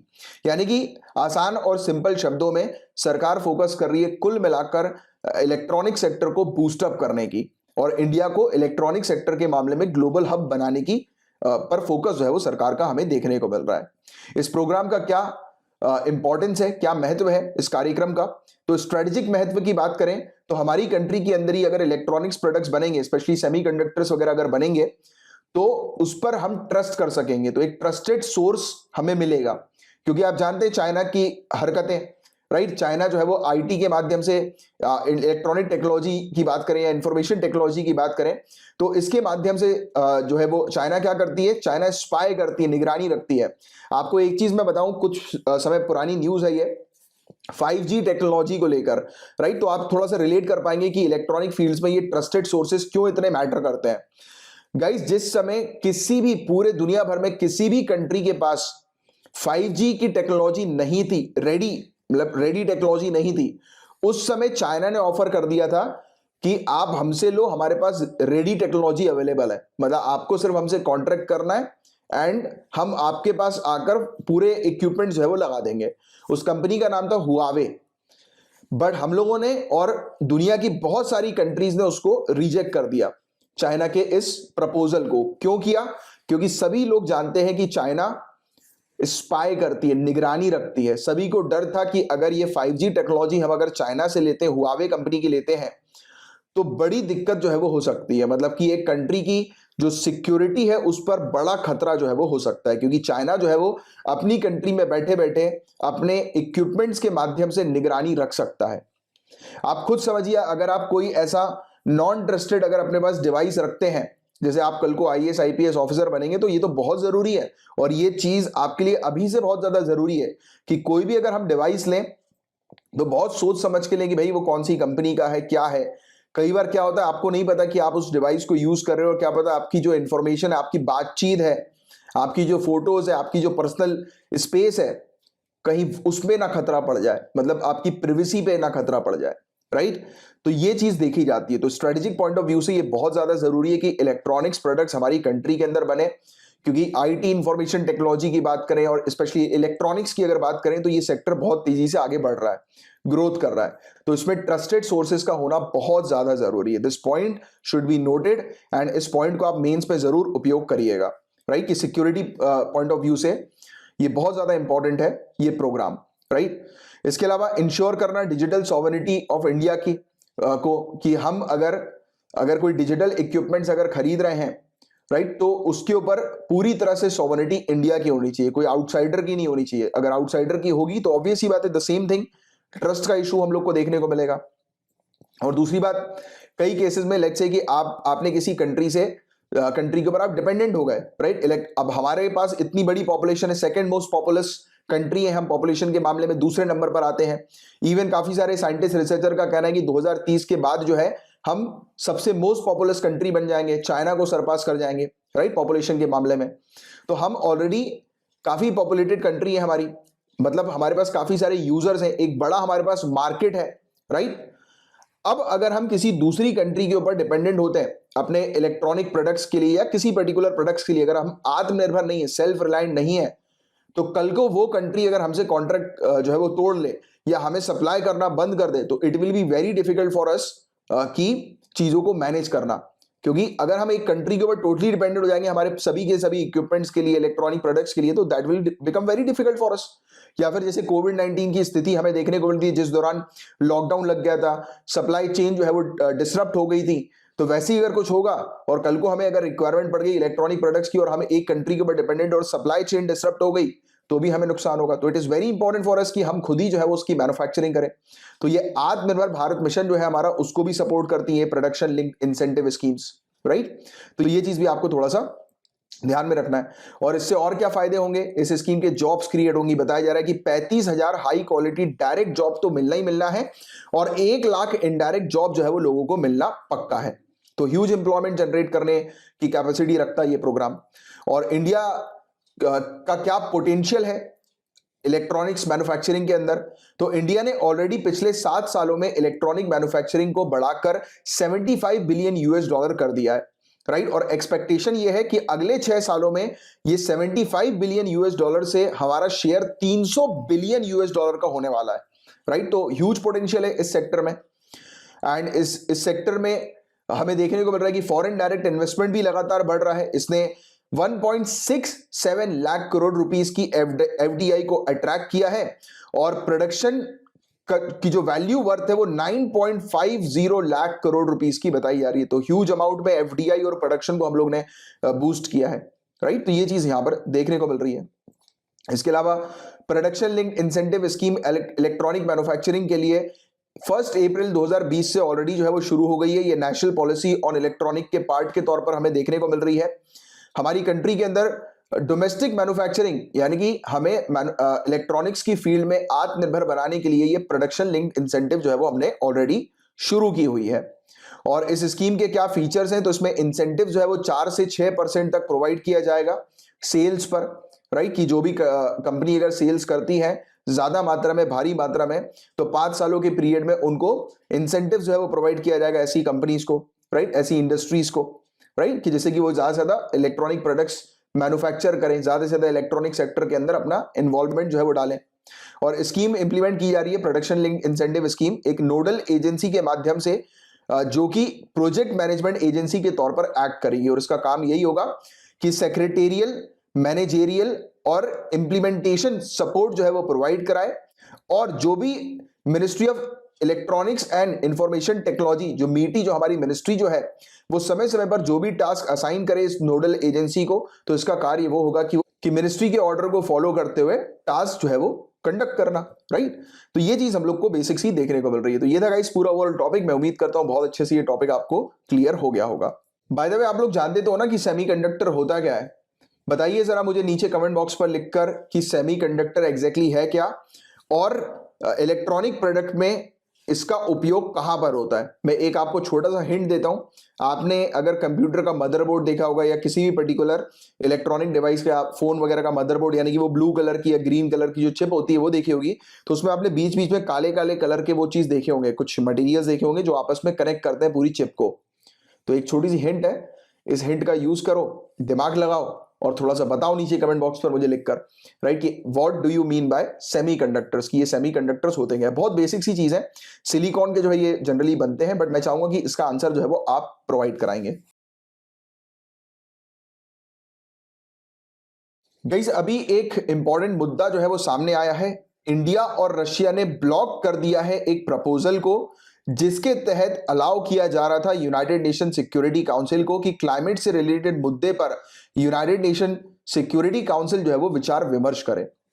पॉइंट को समझना अब यहां पर, ये GS paper 2 international relation point of view से भी काफी इंपॉर्टेंट टॉपिक है and paper 3 point of view से भी ये टॉपिक काफी इंपॉर्टेंट है। तो बहुत ध्यान से आप समझिएगा, इंडिया ने क्यों मना किया यूनाइटेड नेशन सिक्योरिटी काउंसिल को कि यूनाइटेड नेशन सिक्योरिटी काउंसिल ये क्लाइमेट चेंज से रिलेटेड डिस्कशन ना करे। What could be the possible reason behind it, ये बताइए। सोचिए थोड़ा सा, आप आराम से सोचिए और इस चीज का आंसर आप चाहें तो ये लेक्चर को पॉज कर सकते हैं और आराम से सोचकर इसका आंसर नीचे डिस्क्रिप्शन पर पहले दें। आई वांट यू कि इस पर आप थोड़ा सा अपना दिमाग लगाएं, क्योंकि आप जानते हैं यूनाइटेड नेशन सिक्योरिटी काउंसिल पूरे दुनिया भर में इंटरनेशनल लेवल पर सिक्योरिटी मेंटेन करने का टास्क इस बॉडी के पास है। तो क्लाइमेट चेंज से रिलेटेड जो मुद्दे होते हैं उस पर विचार विमर्श करने के लिए इंडिया ने मना क्यों किया, इंडिया और इवन रशिया दोनों ने मिलकर मना क्यों किया, क्यों ब्लॉक कर दिया कि यूनाइटेड नेशन सिक्योरिटी काउंसिल इस पर विचार विमर्श ना करे। और आपको बता दें कि एक ड्राफ्ट रेजोल्यूशन आयरलैंड और नाइजर जो है वो लेकर आई थी, जिसके तहत ये बोल रही थी कि यूनाइटेड नेशन सिक्योरिटी काउंसिल में एक ऐसा स्लॉट जो है वो तैयार किया जाए, एक ऐसी स्पेस जो है वो बनाई जाए जहां पर डिस्कशन हो सके क्लाइमेट चेंज और उससे रिलेटेड जो इफेक्ट्स होते हैं, क्लाइमेट चेंज के इफेक्ट्स, और इसको एक इंटरनेशनल सिक्योरिटी कंसर्न बताते हुए ये आयरलैंड और नाइजर ने जो है ये प्रपोजल रखा कि यूनाइटेड नेशन सिक्योरिटी काउंसिल अब डिस्कशन करना शुरू करे किसके बारे में, क्लाइमेट चेंज के इफेक्ट्स को रोकने के लिए। और यह भी कहा गया कि यूनाइटेड नेशन सेक्रेटरी जनरल जो है वो एक पीरियोडिक रिपोर्ट यानी कि समय समय पर रिपोर्ट जो है वो प्रोवाइड कराएं कि क्लाइमेट चेंज जो है वो कितना रिस्की है और कैसे क्लाइमेट चेंज से होने वाले जो कॉन्फ्लिक्ट्स है उसे प्रिवेंट किया जा सकता है। तो ये चीज हम लोग को देखने को मिली। बट इंडिया ने क्या कहा कि क्यों इंडिया नहीं चाह रही कि यूनाइटेड नेशन सिक्योरिटी काउंसिल ये टास्क जो है वो अपने अंडर ले। So guys, first of all India का मानना यह है कि कई बार क्या होता है, और इवन आप भी जब अपने सर्विस में जब जाओगे तो आपको भी ये चीज आराम से समझ में आएगी, और इवन आज की डेट में भी काफी सारी न्यूज आप लोग देखते होंगे। कई बार बताऊं क्या होता है, इस चीज को आप रिलेट करना पर्सनल लेवल पर, इसको सोचने की कोशिश करना, तो आप बिल्कुल सही तरीके से इस चीज को लिंक कर जाओगे। गाइज, आप इस बात पे मानते हो कि कई बार कुछ बड़ी खबर यानी या बड़े घोटाले को दबाने के लिए कोई जो न्यूज जो होती है या पूरा जो ध्यान जो होता है वो किसी और चीज पर खींच लिया जाता है।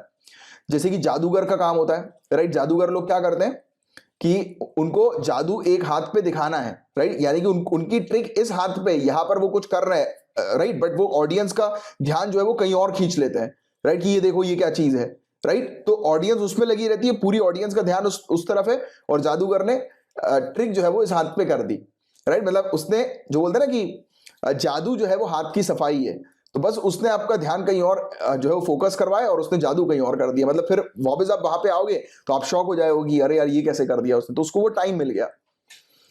द पॉइंट इज, कई बार कुछ ऐसे कंसर्न होते हैं, कुछ ऐसी चिंताएं जो होती हैं जो पब्लिक से ऐसे इश्यूज को डाइवर्ट करने के लिए कुछ और चीज डिस्प्ले कर दी जाती है। एक एग्जाम्पल के तौर पर मैं ऐसा बिल्कुल कंप्लीटली मानता हूं कि आर्यन खान का जो केस था, राइट, शाहरुख खान के बेटे का केस, आप जानते हैं हाई प्रोफाइल केस जो था, वो इतना हाईलाइट में भी इसलिए किया गया होगा क्योंकि कोई ना कोई ऐसी न्यूज थी जिसको इन्होंने डाइवर्ट किया है, पब्लिक अटेंशन को कंप्लीटली डाइवर्ट किया है किसी ना किसी मुद्दे से। एंड किसी ना किसी वाला मुद्दा जो है वो एग्रीकल्चर से रिलेटेड ही है। आप समझदार हैं, आप जानते हैं कि काफी जाने जो है वो गई थी उस दौरान जब ये केस एकदम से हाईलाइट हुआ था, और काफी सारे ऐसे केसेस थे जिनको हाईलाइट होना जरूरी था, बट पूरी चीज को जो है वो डाइवर्ट किया गया। एक पूरा प्रॉपर पॉलिटिकल एजेंडा ये था, और ऐसा होता है। ये तो मैंने एक एग्जांपल सिर्फ इंडिया का दिया, आप मेरे ख्याल से आप शायद इससे एग्री करें या ना करें, बट इस चीज से तो आप जरूर एग्री करते हैं, और डेफिनेटली आपने इस चीज को ऑब्जर्व भी किया होगा कि कई बार कुछ चीजों को दबाने के लिए अटेंशन जो है वो हटा दिया जाता है, पब्लिक का ध्यान जो है वो हटा दिया जाता है, दूसरी चीज में इन्वॉल्व कर दिया जाता है। तो ये चीज बिल्कुल है, ये सच है, और ये वाली बात इसको हम अवॉइड नहीं कर सकते। और यही चीज इंडिया ने कही कि यूनाइटेड नेशन सिक्योरिटी काउंसिल का जो टास्क है वो इंटरनेशनल सिक्योरिटी को मेंटेन करने का। अगर ये क्लाइमेट से रिलेटेड मुद्दे को अगर देखेगी, इस पर अगर विचार विमर्श करेगी, तो ये अपने मेन ऑब्जेक्टिव से हट रही है। एंड सेकेंडली, क्लाइमेट से रिलेटेड मुद्दे को रिजॉल्व करने के लिए ऑलरेडी हमारे पास जो है वो यूनाइटेड नेशन UNFCCC हम लोग को देखने को मिलती है, United nation framework convention on climate change हमें देखने को मिलती है, राइट। संयुक्त राष्ट्र जलवायु परिवर्तन फ्रेमवर्क कन्वेंशन ऑलरेडी है क्लाइमेट चेंज से रिलेटेड मुद्दों के लिए। तो यूनाइटेड नेशन सिक्योरिटी काउंसिल अगर इस चीज को अपने कंट्रोल में कर रही है, अपने पास जो है वो मतलब अपने मतलब आप कह सकते हैं ज्यूरिसडिक्शन में अगर इसको ऐड कर रही है, क्षेत्र अधिकार में इस चीज को ऐड कर रही है कि हम क्लाइमेट चेंज से रिलेटेड जो इफेक्ट्स हैं उस पर भी जो है वो कार्रवाई करेंगे, उस पर भी जो है वो विचार विमर्श करेंगे, तो दैट टोटली मीन्स कि जो मेजर जो इश्यूज है जो आज की डेट में चल रहा है, चाहे आप म्यांमार का इशू देख लो, म्यांमार के अंदर भी हम लोग को इश्यूज देखने को मिल रहा है, चाहे ईरान का इशू आप देख लीजिए, राइट, चाहे ये कॉन्फ्लिक्ट चाइना और यूएसए का आप देख लीजिए, तो बहुत सारे ऐसे, अफगानिस्तान का मेन इशू, मेन जो चीज अफगानिस्तान की हम लोग को देखने को मिल रही है, जो चल रही है, इजराइल और पैलेस्टीन का इशू, बहुत सारे ऐसे ग्लोबल मामले हैं, राइट। तो अगर यूनाइटेड नेशन सिक्योरिटी काउंसिल जो है अगर डाइवर्ट होगी, अगर क्लाइमेट चेंज से रिलेटेड मुद्दों पर विचार विमर्श करेगी, तो दूसरे जो इंपॉर्टेंट जो मामले हैं, राइट, तो ऑब्वियस ही बात है कि उससे कंसर्न जो है, उससे जुड़ी चिंताएं जो है दूसरे मामलों से वो हट जाएगी और पूरा फोकस क्लाइमेट चेंज से रिलेटेड इशू में चला जाएगा, राइट। तो ये सब चीज है, इससे नुकसान डेवलपिंग कंट्रीज को ही होना है, ऐसी कंट्रीज को जहां पर एक्सप्लॉइटेशन चल रहा है तो उसको ही होना है, क्योंकि यूएनएससी जो है वो उस पर ध्यान नहीं देगी, राइट, वो उसका अटेंशन जो है वो डाइवर्ट हो जाएगा। तो this is the main concern जिसके कारण से इंडिया ने ऐसा किया। तो इंडिया जो है, India is second to none when it comes to climate action and climate justice. जब जलवायु कार्रवाई और जलवायु न्याय की बात आती है तो भारत किसी से पीछे नहीं है, राइट, सेकेंड टू नन, किसी से पीछे नहीं है, राइट। लेकिन यूनाइटेड नेशन सिक्योरिटी काउंसिल किसी भी मुद्दे पर चर्चा करने की जगह नहीं है, क्लियरली इंडिया ने यह कहा। वास्तव में इस तरह का प्रयास उपयुक्त मंच पर जिम्मेदारी से बचने तथा जिन विषयों पर संयुक्त राष्ट्र सुरक्षा परिषद की और जिम्मेदारी होती है उन पर कोई फैसला लेने की अनिच्छा से, दुनिया का ध्यान हटाने की इच्छा से प्रेरित प्रतीत होता है। तो इंडिया ने क्लियरली ये चीज कहा है कि यूनाइटेड नेशन सिक्योरिटी काउंसिल दुनिया का अटेंशन जो है वो हटा रही है, राइट, ये डाइवर्ट कर रही है दुनिया का अटेंशन मेजर इशू से। और कंसर्न वाली बात इस प्रपोजल से रिलेटेड ये है कि क्लाइमेट चेंज को थ्रेट दिखाकर, क्लाइमेट चेंज को इंटरनेशनल सिक्योरिटी के लिए एक खतरा जो है वो पेश करके काउंसिल का अटेंशन जो है वो डाइवर्ट किया जा रहा है। जो जेन्युइन चीजें जो हैं जिस पर काउंसिल को काम करना चाहिए उससे इसका अटेंशन हटाकर दूसरी चीजों पर डाइवर्ट किया जा रहा है, लगाया जा रहा है। तो ये एक चीज है, राइट। एंड इससे नुकसान जो होगा वो ऐसी कंट्रीज को होगा, जैसे मैंने अभी आपको समझाया, जहां पर कॉन्फ्लिक्ट्स हैं, राइट, जहां पर मिलिट्री एक्टिविटीज चल रही हैं, इश्यूज चल रहे हैं, अफगानिस्तान ले लो आप, राइट। तो ऐसे एरिया से यूनाइटेड नेशन सिक्योरिटी काउंसिल ध्यान हटाकर क्लाइमेट चेंज पर ध्यान जो है वो फिक्स करेगी, राइट। तो ये एक चीज हम लोग को देखने को मिल रही है। तो इसी चीज को पर जो है वो हमें देखने को मिल रहा है कि इंडिया जो है वो एग्री नहीं हुई कि इस प्रकार की चीज नहीं होनी चाहिए। यूनाइटेड नेशन सिक्योरिटी काउंसिल के पास जो है वो इस प्रकार के जो क्लाइमेट चेंज से रिलेटेड विचार विमर्श करने का स्पेस जो है वो उनको नहीं दिया जाना चाहिए। उसके लिए अलग बॉडी है यूएनएफसीसीसी, जैसे मैंने भी आपको बताया, राइट। तो ये चीज है पूरी ओवरऑल जिसके बारे में आपको एक आइडिया होना चाहिए। और रही बात यूएनएफसीसीसी के बारे में अगर बात करें हम लोग, तो 190 कंट्रीज की ये बॉडी है, इसके मेंबर 190 है, 190 मेंबर्स। ये समय समय पर जो है वो एक साल में समय समय पर इसकी मीटिंग जो है वो कंडक्ट होती है। और ग्लासगो की अगर हम लोग बात करें तो यहां पर अभी रिसेंट पास्ट में इसकी कॉन्फ्रेंस हम लोग को देखने को मिली थी। एंड रही बात पेरिस एग्रीमेंट जो 2015 की हमें देखने को मिलती है, वो यूएनएफसीसीसी के द्वारा ही लाई गई थी। और इससे पहले क्योटो प्रोटोकॉल भी इसी के द्वारा जो है वो लाया गया था। ये इंटरनेशनल इंस्ट्रूमेंट्स हैं क्लाइमेट चेंज क्राइसिस को एड्रेस करने के लिए, राइट, इसको रिजॉल्व करने के लिए, Kyoto protocol, Paris agreement, right. तो ये चीज है, तो ये चीज है जिसके बारे में आपको एक आइडिया होना चाहिए। और ये मेनली चीज थी जिसके चलते इंडिया एग्री नहीं करी कि यूनाइटेड नेशन सिक्योरिटी काउंसिल जो है वो क्लाइमेट चेंज से रिलेटेड मुद्दे को डील करे, राइट। तो मैं उम्मीद करता हूं कि आपको पूरे कॉन्सेप्ट इस टॉपिक से रिलेटेड अच्छे से क्लियर हुए होंगे और एक अच्छी अंडरस्टैंडिंग आपको बिल्डअप हुई होगी। Guys, GS paper 3 economics banking point of view से काफी इंपॉर्टेंट टॉपिक है पीसीए फ्रेमवर्क का, प्रॉम्प्ट करेक्टिव एक्शन फ्रेमवर्क। इस टॉपिक को स्टार्ट करने से पहले मैं आपको सिंपल सी एक ही चीज समझाता हूं जो आपको इस टॉपिक से रिलेटेड ध्यान में रखनी है। सिर्फ एक चीज याद रखो, ये पूरा टॉपिक क्रिस्टल क्लियर है आप लोग के लिए। ये है कि प्रॉम्प्ट करेक्टिव एक्शन के अंदर बैंक को डूबने से बचाने के लिए आरबीआई ये मेजर्स लेती है, ये कदम उठाती है कि बैंक डूबे ना। कई बार बैंक आरबीआई की जो गाइडलाइंस है उनको फॉलो नहीं करती है, राइट। कई बार बैंक बहुत ज्यादा एनपीए जो है वो हो जाती है, यानी कि बहुत सारे उसके लोन्स एनपीए होने लगते हैं और उस पर वो फिर कदम नहीं उठाती है, एक्शंस नहीं लेती है। तो जैसे ही आरबीआई को ये पता लगता है, आरबीआई के सामने जैसे ही रिकॉर्ड आता है कि यार ये फलाना बैंक जो है वो डूबने वाली है, तो आरबीआई तुरंत उस बैंक को डूबने से बचा लेती है। कैसे? उस बैंक के ऊपर रिस्ट्रिक्शंस लगा देती है, राइट, कि जैसे कि उसके जो ट्रांजैक्शंस है उस पर लिमिट लगा देती है, वो बैंक लोन किसी को और ना दे उस पर रोक लगा देती है कि ऐसा क्या हुआ है बैंक के अंदर जिसके कारण से ये इतनी ज्यादा एनपीए हो रही है। तो उस लूप होल को फाइंड आउट करने के लिए फिर आरबीआई उस बैंक को डायरेक्टली अपने अंडर ले लेती है।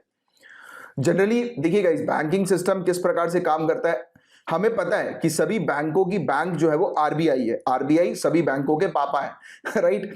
तो हम लोग को देखने को मिलता है कि जैसे ये बैंक जो है वो बिगड़ने लगते हैं, मतलब कि आरबीआई के डायरेक्शंस को उसकी गाइडलाइन को फॉलो नहीं करते, तो तुरंत जो है वो अपने बगल में आकर जो है वो आरबीआई पापा बैंकों को बिठा लेते हैं, राइट, कि और उस पर प्रॉपर चेक करते हैं कि ये सही तरीके से अपने ऑपरेशंस कंडक्ट कर रहे हैं कि नहीं कर रहे, और इवन प्रॉपर तरीके से आरबीआई उनको अपने अंडर रखकर काम जो है वो करवाना शुरू करती है, जिससे कि उसकी जो प्रॉब्लम है एनपीए की या जो भी इश्यूज है उस बैंक के अंदर वो रिजॉल्व हो सके, जिससे कि वो बैंक डूबने से बच जाए।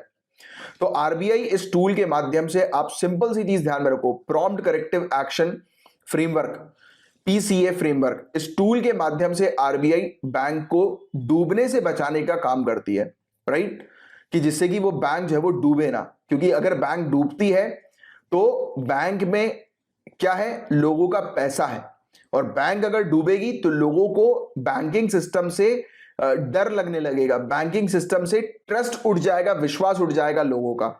तो ऐसा ना हो, बैंकिंग सिस्टम हमारी कंट्री के अंदर स्मूथ चले, इसके लिए आरबीआई ये कदम उठाती है पीसीए फ्रेमवर्क का। बस इतनी सी चीज आप ध्यान में रखो, मेन चीज यही है जानने वाली। अब इसके हम लोग थ्योरी पर जो है वो चलते हैं, इसके कॉन्सेप्ट्स की बात करते हैं और डिटेल में, बट अंडरस्टैंडिंग आपको सिर्फ जो मैंने भी बताया सिर्फ उतनी ही रखनी है। तो अभी ये टॉपिक न्यूज में इसलिए आया क्योंकि रिजर्व बैंक ऑफ इंडिया ने PCA framework non banking financial companies के लिए इंट्रोड्यूस कर दिया है। अब एनबीएफसी जो होती है, नॉन बैंकिंग फाइनेंशियल कंपनीज, वो भी अब पीसीए के अंडर जो है वो आ जाएंगी, यानी कि उनमें अगर कोई घोटाला होगा या किसी प्रकार की कोई प्रॉब्लम चल रही होंगी, राइट, तो तुरंत आरबीआई एनबीएफसी को अपने डायरेक्ट कंट्रोल में जो है वो रख लेगी और उसके ऊपर रेस्ट्रिक्शंस लगा देगी। तो पीसीए का फ्रेमवर्क 2022 1 अक्टूबर 2022 से जो है वो इफेक्टिव होगा एनबीएफसी के लिए, राइट, उसकी फाइनेंशियल पोजीशन को देखते हुए कि क्या उसकी फाइनेंशियल पोजीशन है, तो ये न्यूज हमें देखने को मिल रही है। और बाकी पीसीए के बारे में अब बात करें हम लोग, हालांकि पूरी चीज मैं आपको डिटेल में एक्सप्लेन कर चुका हूं, but prompt corrective action framework ये क्या है, इसमें आरबीआई मॉनिटर करती है ऐसे बैंकों को जिनके फाइनेंशियल इंडिकेटर वीक होते हैं। आरबीआई कमजोर वित्तीय संकेतकों वाले बैंक पर नजर रखती है पीसीए के माध्यम से। तो सिंपल सी चीज जो मैंने भी आपको एक्सप्लेन करी कि जो बैंक जो है जिसके फाइनेंशियल इंडिकेटर्स हैं, मतलब कि वो बैंक डूबने वाली है, वो बैंक आरबीआई की गाइडलाइंस को फॉलो नहीं कर रही, तो उसको जो है वो अपने अंडर अपनी डायरेक्ट निगरानी में रखती है। वैसे तो बैंकों के ऊपर निगरानी रखती है इन जनरल आरबीआई, बट जो बैंक के जो रिपोर्ट्स जो आती है वो प्रॉपर नहीं आती, उसमें कुछ गड़बड़ी लगती है आरबीआई को, तो तुरंत उसको जो है वो अपने पास बुला लेती है, मतलब फिर डायरेक्ट कंट्रोल जो है वो आरबीआई उस बैंक के ऊपर रखती है। और ऑब्जेक्टिव ये है सुपरवाइज करना टाइमली बेसिस पर रिपोर्ट्स को देखते हुए, जिससे कि वो बैंक डूबे ना, और उस बैंक के डूबने से पहले ही उसकी फाइनेंशियल पोजीशन को रिस्टोर कर देना, जिससे कि ट्रस्ट जो है वो पब्लिक का बैंकिंग सिस्टम के ऊपर बरकरार रहे। तो ये वाला वर्ड जो मैंने आपको बोला है, ट्रस्ट पब्लिक का बैंकिंग सिस्टम के ऊपर बरकरार रहे, ये मेंस में भी आप उपयोग करेंगे। तो ये काफी, यानी कि मार्केट डिसिप्लिन के लिए काफी इफेक्टिव टूल हम लोग को आरबीआई का देखने को मिलता है। और ये फ्रेमवर्क जो है वो एप्लीकेबल है सभी deposit taking non banking financial companies के लिए, सभी non deposit taking non banking financial company के लिए, जो कि मिडिल, अपर और टॉप लेयर्स की देखने को मिलती है, जो इन्वेस्टमेंट और क्रेडिट कंपनीज होती हैं, कोर इन्वेस्टमेंट कंपनीज होती हैं, इंफ्रास्ट्रक्चर डेट फंड होते हैं, जो इंफ्रास्ट्रक्चर फाइनेंस कंपनीज होती हैं, जो माइक्रो फाइनेंस इंस्टीट्यूशन होते हैं, उन सभी के लिए ये फ्रेमवर्क एप्लीकेबल होता है, राइट। तो ये चीज आप ध्यान में रखिएगा। और अभी आरबीआई ने एनबीएफसी के लिए एप्लीकेबल कर दिया है, 1 अक्टूबर 2022 से ये इफेक्टिव लागू जो है वो हो जाएगा। हाउएवर जो एनबीएफसी जो एक्सेप्ट नहीं करती है पब्लिक फंड्स को, पब्लिक के पैसों को, तो उन्हें एक्सक्लूड किया जा सकता है पीसीए फ्रेमवर्क से। क्योंकि देखो अल्टीमेट ऑब्जेक्टिव मैंने आपको क्या बताया था कि पब्लिक का ट्रस्ट बैंकिंग सिस्टम पे होना चाहिए। बैंक अगर डूबेगी तो क्या होगा, पब्लिक का ट्रस्ट बैंकिंग सिस्टम से हट जाएगा, लोग अपना पैसा जो है वो बैंक में नहीं डालेंगे, and that will create a huge problem for country. लोग अगर अपना पैसा बैंक में नहीं रखेंगे ना, it will create a huge problem for our country. Right? आपको जो टॉपिक पढ़ना है आपको नेशनल लेवल के पॉइंट ऑफ व्यू से पढ़ना है, नैरो माइंड से नहीं पढ़ना है, एक ब्रॉड माइंड से पढ़ना है कि लोग अगर बैंक में पैसा डिपॉजिट नहीं करेंगे तो क्या होगा, बैंक दूसरे लोगों को लोन नहीं दे पाएगी। बैंक अगर दूसरे लोगों को लोन नहीं दे पाएगी तो हमारी कंट्री के अंदर बिजनेसेस ठप पड़ेंगे, और जब बिजनेसेस ठप पड़ेंगे तो अनएम्प्लॉयमेंट की प्रॉब्लम बढ़ेगी। दीज आर द थिंग्स, और इकोनॉमी जो होगी वो फॉल डाउन हो जाएगी, गिर जाएगी। तो इट इज वेरी इंपॉर्टेंट कि पब्लिक का ट्रस्ट बैंकिंग सिस्टम में रहे, क्योंकि यही पैसा जो है वो रोटेट होता है, राइट? पब्लिक का पैसा मार्केट में रोटेट होता है, जिससे कि इकोनॉमी चलती है। इकोनॉमी कब चलती है? पैसा रोटेट होता है, एक व्यक्ति से पैसा दूसरे व्यक्ति के पास जाता है। This is very basic things in economy. और अगर इस चीज की अंडरस्टैंडिंग आपके पास है तो ये मान के चलिए कि आप ये बेसिक, जैसे कई बार होता है ना प्रीलिम्स लेवल की अगर हम बात करें तो उसमें स्टेटमेंट कई बार घुमा फिरा के पूछे जाते हैं, बट अगर आपके कॉन्सेप्ट बिल्कुल क्रिस्टल क्लियर है तो आप बिल्कुल भी कंफ्यूज नहीं होंगे, क्योंकि civil services is all about कि आपके कॉन्सेप्ट्स क्लियर होने चाहिए, हर एक टॉपिक पर एक अच्छी आपकी पकड़ होनी चाहिए, और यहां पर वो मैं आपकी डेवलप कर रहा हूं इन लेक्चर्स के माध्यम से, राइट? एनीवेज, आगे की बात करते हैं। जो प्राइमरी डीलर्स हैं, हाउसिंग फाइनेंस कंपनीज जो हैं, और गवर्नमेंट ओन्ड कंपनीज वगैरह जो हमें देखने को मिलती हैं, जो बैंकिंग सिस्टम के साथ हम लोग को नजर आती हैं, तो वो भी एक्सक्लूडेड है पीसीए फ्रेमवर्क से, right? Prompt corrective action framework से। वैसे तो इसके नाम में ही छुपा है प्रॉम्प्ट करेक्टिव एक्शन, कि बैंक को जो है वो जो भी प्रॉब्लम्स चल रही है बैंक में उसको करेक्ट करने के लिए, उसको ठीक करने के लिए ये एक्शन जो है वो आरबीआई के द्वारा लिए जाते हैं।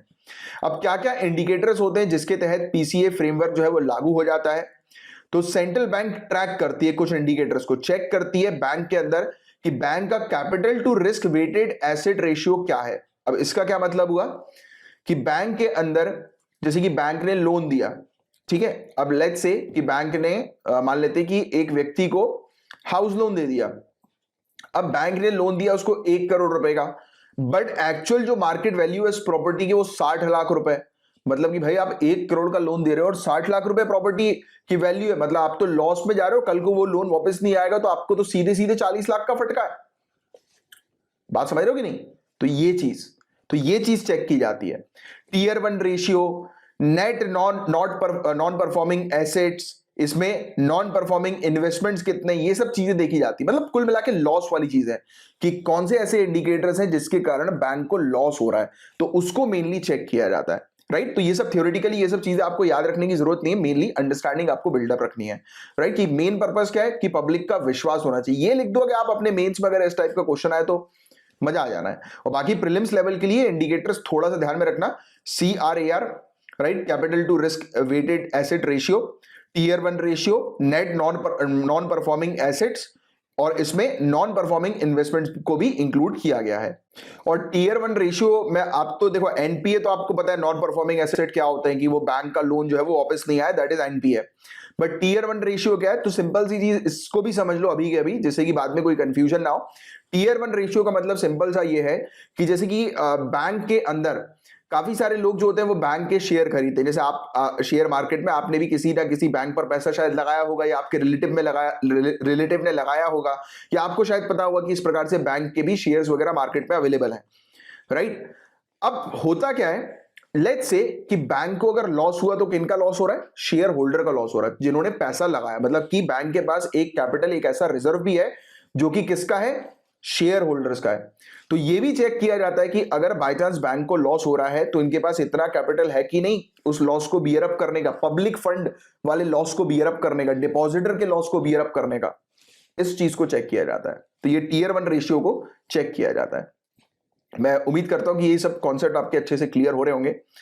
And in case of core investment companies, जो कोर इन्वेस्टमेंट कंपनीज वगैरह जो हम लोग को देखने को मिलती हैं, तो आरबीआई ट्रैक करती है उनके एडजस्टेड नेट वर्थ या एग्रीगेटेड रिस्क वेटेड एसेट्स को, लेवरेज रेशियो को, नेट नॉन परफॉर्मिंग एसेट्स को, और नॉन परफॉर्मिंग इन्वेस्टमेंट को। तो सेम चीज इनके लिए भी होती है जो दूसरी हम लोग को इन्वेस्टमेंट कंपनीज वगैरह देखने को मिलती हैं। जैसे कि कई बार ऐसी कुछ कंपनीज होती हैं जो कि पब्लिक से जो है वो पैसा जो है वो लेकर, डिपॉजिट जो है वो करवाकर, उसको जो है वो जैसे हाउसिंग फाइनेंस कंपनीज वगैरह जो हम लोग को देखने को मिलती है, तो ये भी तो फाइनेंस कंपनीज है, राइट। ये इनका काम क्या होता है कि जो पब्लिक मनी जो है उससे इंफ्रास्ट्रक्चर वगैरह बिल्डअप करना। अब कल को इंफ्रास्ट्रक्चर में लॉस हो गया तो पब्लिक का पैसा जो है वो डूब जाएगा कि नहीं डूब जाएगा, तो ये चीज हम लोग को देखने को मिलती है, राइट। तो ये सब चीजें, तो इनमें से ये 3 रिस्क ऐसे हैं, इनमें से अगर कोई भी एक इंडिकेटर, रिस्क इंडिकेटर अगर ठीक तरीके से नहीं चल रहा है, प्रॉपर स्टेबल नहीं है, तो तुरंत जो है वो पीसीए फ्रेमवर्क जो है वो लागू हो जाता है उस पर्टिकुलर बैंक, और अब तो नॉन बैंकिंग फाइनेंशियल कंपनीज के लिए भी लागू हो जाएगा पीसीए फ्रेमवर्क। तो ये पॉइंट आपको थोड़ा सा ध्यान में रखना है, और इस प्रकार के फ्रेमवर्क बहुत ज्यादा जरूरी होते हैं, राइट, क्योंकि पब्लिक का पैसा और इवन फिक्स डिपॉजिट पब्लिक का है, राइट, बैंक पर जो पब्लिक का पैसा है अगर वो डूब जाता है तो ये एक बहुत ही बड़ा बैंकिंग सिस्टम में ट्रस्ट का इशू आता है, जो कि थोड़ी देर पहले मैंने अभी आपको समझाया था। तो this is very important, right. और गाइस क्या होगा अगर पीसीए फ्रेमवर्क अगर एनबीएफसी के ऊपर लागू होता है तो, या बैंक के ऊपर लागू होता है तो, सिंपल सी चीज आपको ध्यान में रखनी है, रिजर्व बैंक ऑफ इंडिया काफी सारे रिस्ट्रिक्शंस लगा देती है। रिस्ट्रिक्शंस में जैसे एग्जांपल के तौर पर कि अब कोई भी उस बैंक से पैसा नहीं निकाल पाएगा। अब नहीं निकाल पाएगा मतलब टाइट रिस्ट्रिक्शन नहीं होते हैं, मतलब जैसे कि फॉर एग्जांपल कि 2000 रुपए आप पर डे के हिसाब से बस निकाल सकते हो, तो वो एक लिमिट सेट कर देते हैं कि कितना पैसा निकाल सकते हो। शेयर होल्डर के ऊपर भी लिमिट लग जाती है कि भाई अब वो पैसा उससे नहीं निकाल पाएंगे, राइट। जैसे कि क्योंकि आरबीआई के अंडर आ गई, अब आरबीआई पहले पूरी सिचुएशन को समझेगी कि कहां लूप होल है, क्या प्रॉब्लम्स हो रही हैं, फिर उसको ठीक करेगी, तो that will take some time. तो उस बीच अगर जैसे कि कोई घोटाला है, अगर इन लोग को पता लग गया कि आरबीआई ने पीसीए फ्रेमवर्क इंपोज कर दिया, तो वो तो तुरंत अपने पैसे निकालने लगेंगे। इवन जैसे कि पब्लिक की अगर बात करें, पब्लिक अगर तुरंत अपने पैसे जो है वो निकालना शुरू कर दी, राइट, क्योंकि बैंक के पास जो होता है वो पैसा लिमिटेड होता है, क्योंकि बैंक ने, जैसे जिन लोगों ने बैंक पर पैसा डाला, बात को समझना बहुत ध्यान से इस कॉन्सेप्ट को, जिन लोगों ने बैंक के अंदर पैसा डाला, बैंक क्या करती है उस पैसों को लोन पे चलाती है। अब अचानक से सभी लोग आ जाएं बैंक से पैसा निकालने के लिए, एकदम से सभी लोग जो है वो टूट पड़े बैंक से पैसा निकालने के लिए, तो बैंक के पास तो पैसा नहीं है ना, उसने तो लोन पर चला के रखा हुआ है पैसा। अब वो लोन जिसको पैसा दिया है लोन पे, वो तो अभी रिटर्न नहीं कर रहा, वो तो अपने प्रॉपर ईएमआई प्लान के थ्रू रिटर्न करेगा, राइट। तो ऐसे में क्या होगा, अगर बैंक पब्लिक को पैसा नहीं दे पाएगी तो लोग विद्रोह पे उतर आएंगे कि अरे यार बैंक पैसा क्यों नहीं दे रही। इसलिए थोड़े से रिस्ट्रिक्शन लगा दिए जाते हैं कि चलो ठीक है, अगर बैंक को देखा जाता है कितना कैपिटल है, कितना रखा है, उसके अकॉर्डिंग रिस्ट्रिक्शन लगा दिए जाते हैं कि एक व्यक्ति जो है वो कितना मैक्सिमम अमाउंट निकाल सकता है, राइट, जिससे कि चीजें टाइम रहते कंट्रोल कर सके आरबीआई। तो this is the main thing that you need to understand. तो ऐसे कुछ रिस्ट्रिक्शंस लगा दिए जाते हैं, राइट, जैसे कि पैसा जो है वो ना ही ऐड किया जाए और ना ही निकाला जाए, राइट। तो ऐसे कुछ रिस्ट्रिक्शंस लग जाते हैं। आरबीआई इवन रिस्ट्रिक्ट कर सकती है कि बैंक किसी प्रकार की गारंटी वगैरह जो है वो इशू नहीं करेगी, किसी प्रकार का रिस्क अब नहीं लेगी, किसी तरीके का लोन वगैरह भी जो है वो डिस्पर्स नहीं करेगी अभी इस पर्टिकुलर पीरियड ऑफ टाइम के लिए, राइट। ब्रांच अपनी नहीं बढ़ाएगी वो पर्टिकुलर बैंक। तो ऐसी चीज जो है वो रिस्ट्रिक्ट कर दी जाती है। किसी भी प्रकार से जो टेक्नोलॉजिकल अपग्रेडेशन वो कर सकती है, यानी कि अपनी टेक्नोलॉजी को अपग्रेड कर सकती है, बट और दूसरी चीज नहीं करेगी, राइट। फाइनेंशियल टाइप कॉन्टेक्स्ट में, यानी कि फाइनेंस के कॉन्टेक्स्ट में वेरियस रिस्ट्रिक्शंस जो है वो लग जाते हैं। तो बस ये एक बेसिक सी चीजें हैं प्रॉम्प्ट करेक्टिव एक्शन फ्रेमवर्क के बारे में, जिसके बारे में एक अच्छी आपको जानकारी होनी चाहिए। तो मैं उम्मीद करता हूं कि आपको बहुत अच्छे से पीसीए फ्रेमवर्क का ये टॉपिक समझ में आ गया होगा। गाइस, पार्कर सोलार प्रोब, क्या आप मुझे बता सकते हो कि पार्कर सोलार प्रोब जो है वो किसका है, कौन सी कंट्री का है? तो यूनाइटेड स्टेट्स की नासा का पार्कर सोलार प्रोब हमें देखने को मिल रहा है। नाम से समझ में आ रहा है सोलार प्रोब। तो ह्यूमन द्वारा बनाया गया एक ऐसा ऑब्जेक्ट जो कि सूर्य के सबसे नजदीक गया है, वो है पार्कर सोलार प्रोब। तो ये पॉइंट आप बहुत अच्छे से ध्यान में रखिएगा, राइट, कि ह्यूमन द्वारा बनाया गया एक ऐसा ऑब्जेक्ट जो कि सूर्य के काफी नजदीक गया है, that is Parker solar probe. And ये सन को स्टडी कर रहा है, स्पेशली सन के कोरोना को। तो क्वेश्चन ये आ सकता है कि सन का कोरोना कहां पर होता है, इसकी आपको लोकेशन पता होनी चाहिए एग्जैक्ट, मतलब इसमें कि सूर्य में। तो जो सूर्य का जो सरफेस एरिया होता है ना, सरफेस बाहरी आउटर एरिया सूर्य का, उसके बाजू में, उसके थोड़ा सा दूर आप कह सकते हो, थोड़ा सा दूर जो एरिया होता है, राइट, वो होता है सन का कोरोना, राइट, सूर्य का कोरोना। तो सूर्य जो है उसके सरफेस, उसके आउटर एरिया से थोड़ा सा दूर वाला एरिया जो होता है वो सन का कोरोना होता है। एंड आपको बता दें एक बहुत इंटरेस्टिंग सा फैक्ट जो कि आप याद रखिएगा, सूर्य का, जैसे अब आप मुझे ये बताएं कि कोई एक ऑब्जेक्ट है, इस ऑब्जेक्ट में ज्यादा गर्मी होगी या इस ऑब्जेक्ट के दूर वाले एरिया में ज्यादा गर्मी होगी? तो जनरली हम लोग देखते हैं यार, आप ऑब्जेक्ट को गर्म करोगे, उसको छूओगे तो वो ज्यादा गर्म होगा।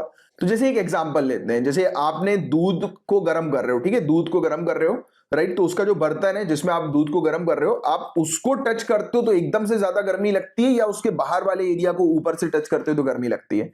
तो सबका आंसर यही होगा कि दूध के बर्तन को एकदम हम टच करेंगे तो बहुत तेज हम लोग को जो है वो झटका लग जाएगा, एक प्रकार से गर्मी क्या, राइट, बहुत तेज एकदम से आप रिफ्लेक्स एक्शन होगा, एकदम से आप हाथ जो है वो अपना पीछे कर लेंगे। सन के केस में बताऊं क्या है, सन का जो आउटर सरफेस है उससे ज्यादा गर्म इसका कोरोना है, यानी कि इसके और थोड़ा सा बाहर वाला एरिया। इस कॉन्सेप्ट को समझने के लिए साइंटिस्ट रिसर्चर स्टडी करना चाहते हैं सन के कोरोना को, क्योंकि ये सन का कोरोना ही एक ऐसी चीज है जो कि सोलार विंड को ट्रिगर करता है। इसी के कारण सोलार विंड होती है, और सोलार विंड के कारण हमारी काफी सारी सैटेलाइट्स भी अफेक्ट होती हैं, राइट। ये पूरा सोलार सिस्टम की अगर आप बात करें, या इवन धरती की जो मैग्नेटिक फील्ड जो होती है ना, उसको भी अफेक्ट करता है ये सोलार विंड, और ये ट्रिगर होती है सन के कोरोना से। तो मेन जो पार्कर सोलार प्रोब का मेन जो ऑब्जेक्टिव है वो यही है, सन के कोरोना को स्टडी करना एंड ओवरऑल सन को स्टडी करना, राइट। तो बट ये सन के कोरोना वाला कॉन्सेप्ट अच्छे से ध्यान में रखना, ये इंपॉर्टेंट है आपके लिए। तो बहुत नजदीक तक गया है, और ये मैग्नेटिक फील्ड और पार्टिकल्स जो हैं स्पेशली कोरोना के, तो उसको स्टडी करेगा, राइट। और बताया जा रहा है कि साइंटिस्ट को जो है वो क्रिटिकल इंफॉर्मेशन मिलेगी सन से रिलेटेड, कि किस प्रकार से सूर्य जो है वो सोलार सिस्टम को इन्फ्लुएंस करता है। ये मिशन लॉन्च किया गया था पार्कर सोलार प्रोब को नासा ने 2018 में, राइट। ये सन के एटमॉस्फेयर और सन के नजदीक जाने वाला सबसे ह्यूमन मेड सबसे पहला स्पेसक्राफ्ट है ये, राइट। ब्रूटल हीट और रेडिएशन वाली कंडीशन में सरवाइव करने की इसकी क्षमता है, राइट। और इसने वीनस के 7 चक्कर लगाए, वीनस प्लैनेट के 7 चक्कर लगाकर ये मरकुरी के ऑर्बिट में आया, और मरकुरी के ऑर्बिट के माध्यम से सन के काफी नजदीक जो है ये पहुंच रहा है, राइट। ये अपने मिशन पर हम लोग को देखने को मिल रहा है। As close as 3.9 million miles ये सन के नजदीक है, राइट, मरकुरी के ऑर्बिट में। और पार्कर सोलार प्रोब के मेनली 3 डिटेल्ड साइंस ऑब्जेक्टिव हैं। तो सबसे पहली चीज तो पता लगाना कि ये जो सोलार विंड जो आ रही है, ट्रिगर हो रही है, ये एग्जैक्टली कहां से हो रही है और उसके पीछे का साइंस क्या है। तो पहला ऑब्जेक्टिव तो सबसे पहला ये कोरोना वाला, सन कोरोना वाला जो मैंने आपको बताया। दूसरा ये है निर्धारित करना इसके स्ट्रक्चर को और इसके प्लाज्मा को, राइट, सोलार विंड के, राइट, और इसका सोर्स एग्जैक्टली इसकी मैग्नेटिक फील्ड का कहां पर है उसका पता लगाना। तीसरा एक्सप्लोर करना मैकेनिज्म कि किस प्रकार से ये जो पार्टिकल्स हैं ये ट्रांसपोर्ट होते हैं, कैसे ये धरती के नजदीक तक आते हैं, धरती की मैग्नेटिक फील्ड को अफेक्ट करते हैं। तो कुल मिलाकर इनके जो 3 मेन ऑब्जेक्टिव है वो यही है कि कोरोना को स्टडी करना और सोलार विंड किस प्रकार से एक्सिलरेट हो रही है, ट्रिगर हो रही है, उसका पता लगाना। और बाकी सेकेंडरी ऑब्जेक्टिव तो है ही सन को स्टडी करना, राइट। और कोरोना के बारे में मैंने आपको बताया कि कोरोना सूर्य के सरफेस से भी ज्यादा गर्म लेयर है, राइट। एंड कोरोना जो है वो सोलार विंड को राइज करती है, मतलब उसी के कारण सोलार विंड होती है। एंड अनप्रेडिक्टेबल सोलार विंड जो होती है हमारी प्लैनेट की मैग्नेटिक फील्ड को तो डिस्टर्ब करती ही करती है, बल्कि हमारी जो कम्युनिकेशन टेक्नोलॉजी यानी कि हमारी सैटेलाइट्स वगैरह जो है उनको भी इफेक्ट रखने की क्षमता इसके पास है, इफेक्ट करने की क्षमता रखती है। एंड सेकेंडली हमारे जो ह्यूमन मिशन जो होंगे स्पेस के, राइट, तो उनको भी डिस्टर्ब करने की क्षमता रखती है ये सोलार विंड। तो अगर हमें पता लग जाए कि ये सोलार विंड कब ट्रिगर हो रही है, तो एटलीस्ट हम अपने जो स्पेस की जो मिशंस है उसको उस अकॉर्डिंग प्लान कर सकते हैं, राइट, जिससे कि कोई बड़ा एक्सीडेंट ना हो उससे बचने के लिए। तो ये था गाइस पूरा ओवरऑल टॉपिक, जिसके बारे में एक अच्छी आपको जानकारी होनी चाहिए। मैं उम्मीद करता हूं पार्कर सोलार प्रोब से रिलेटेड आपको प्रॉपर पूरी डिटेल जो है वो मिल गई है।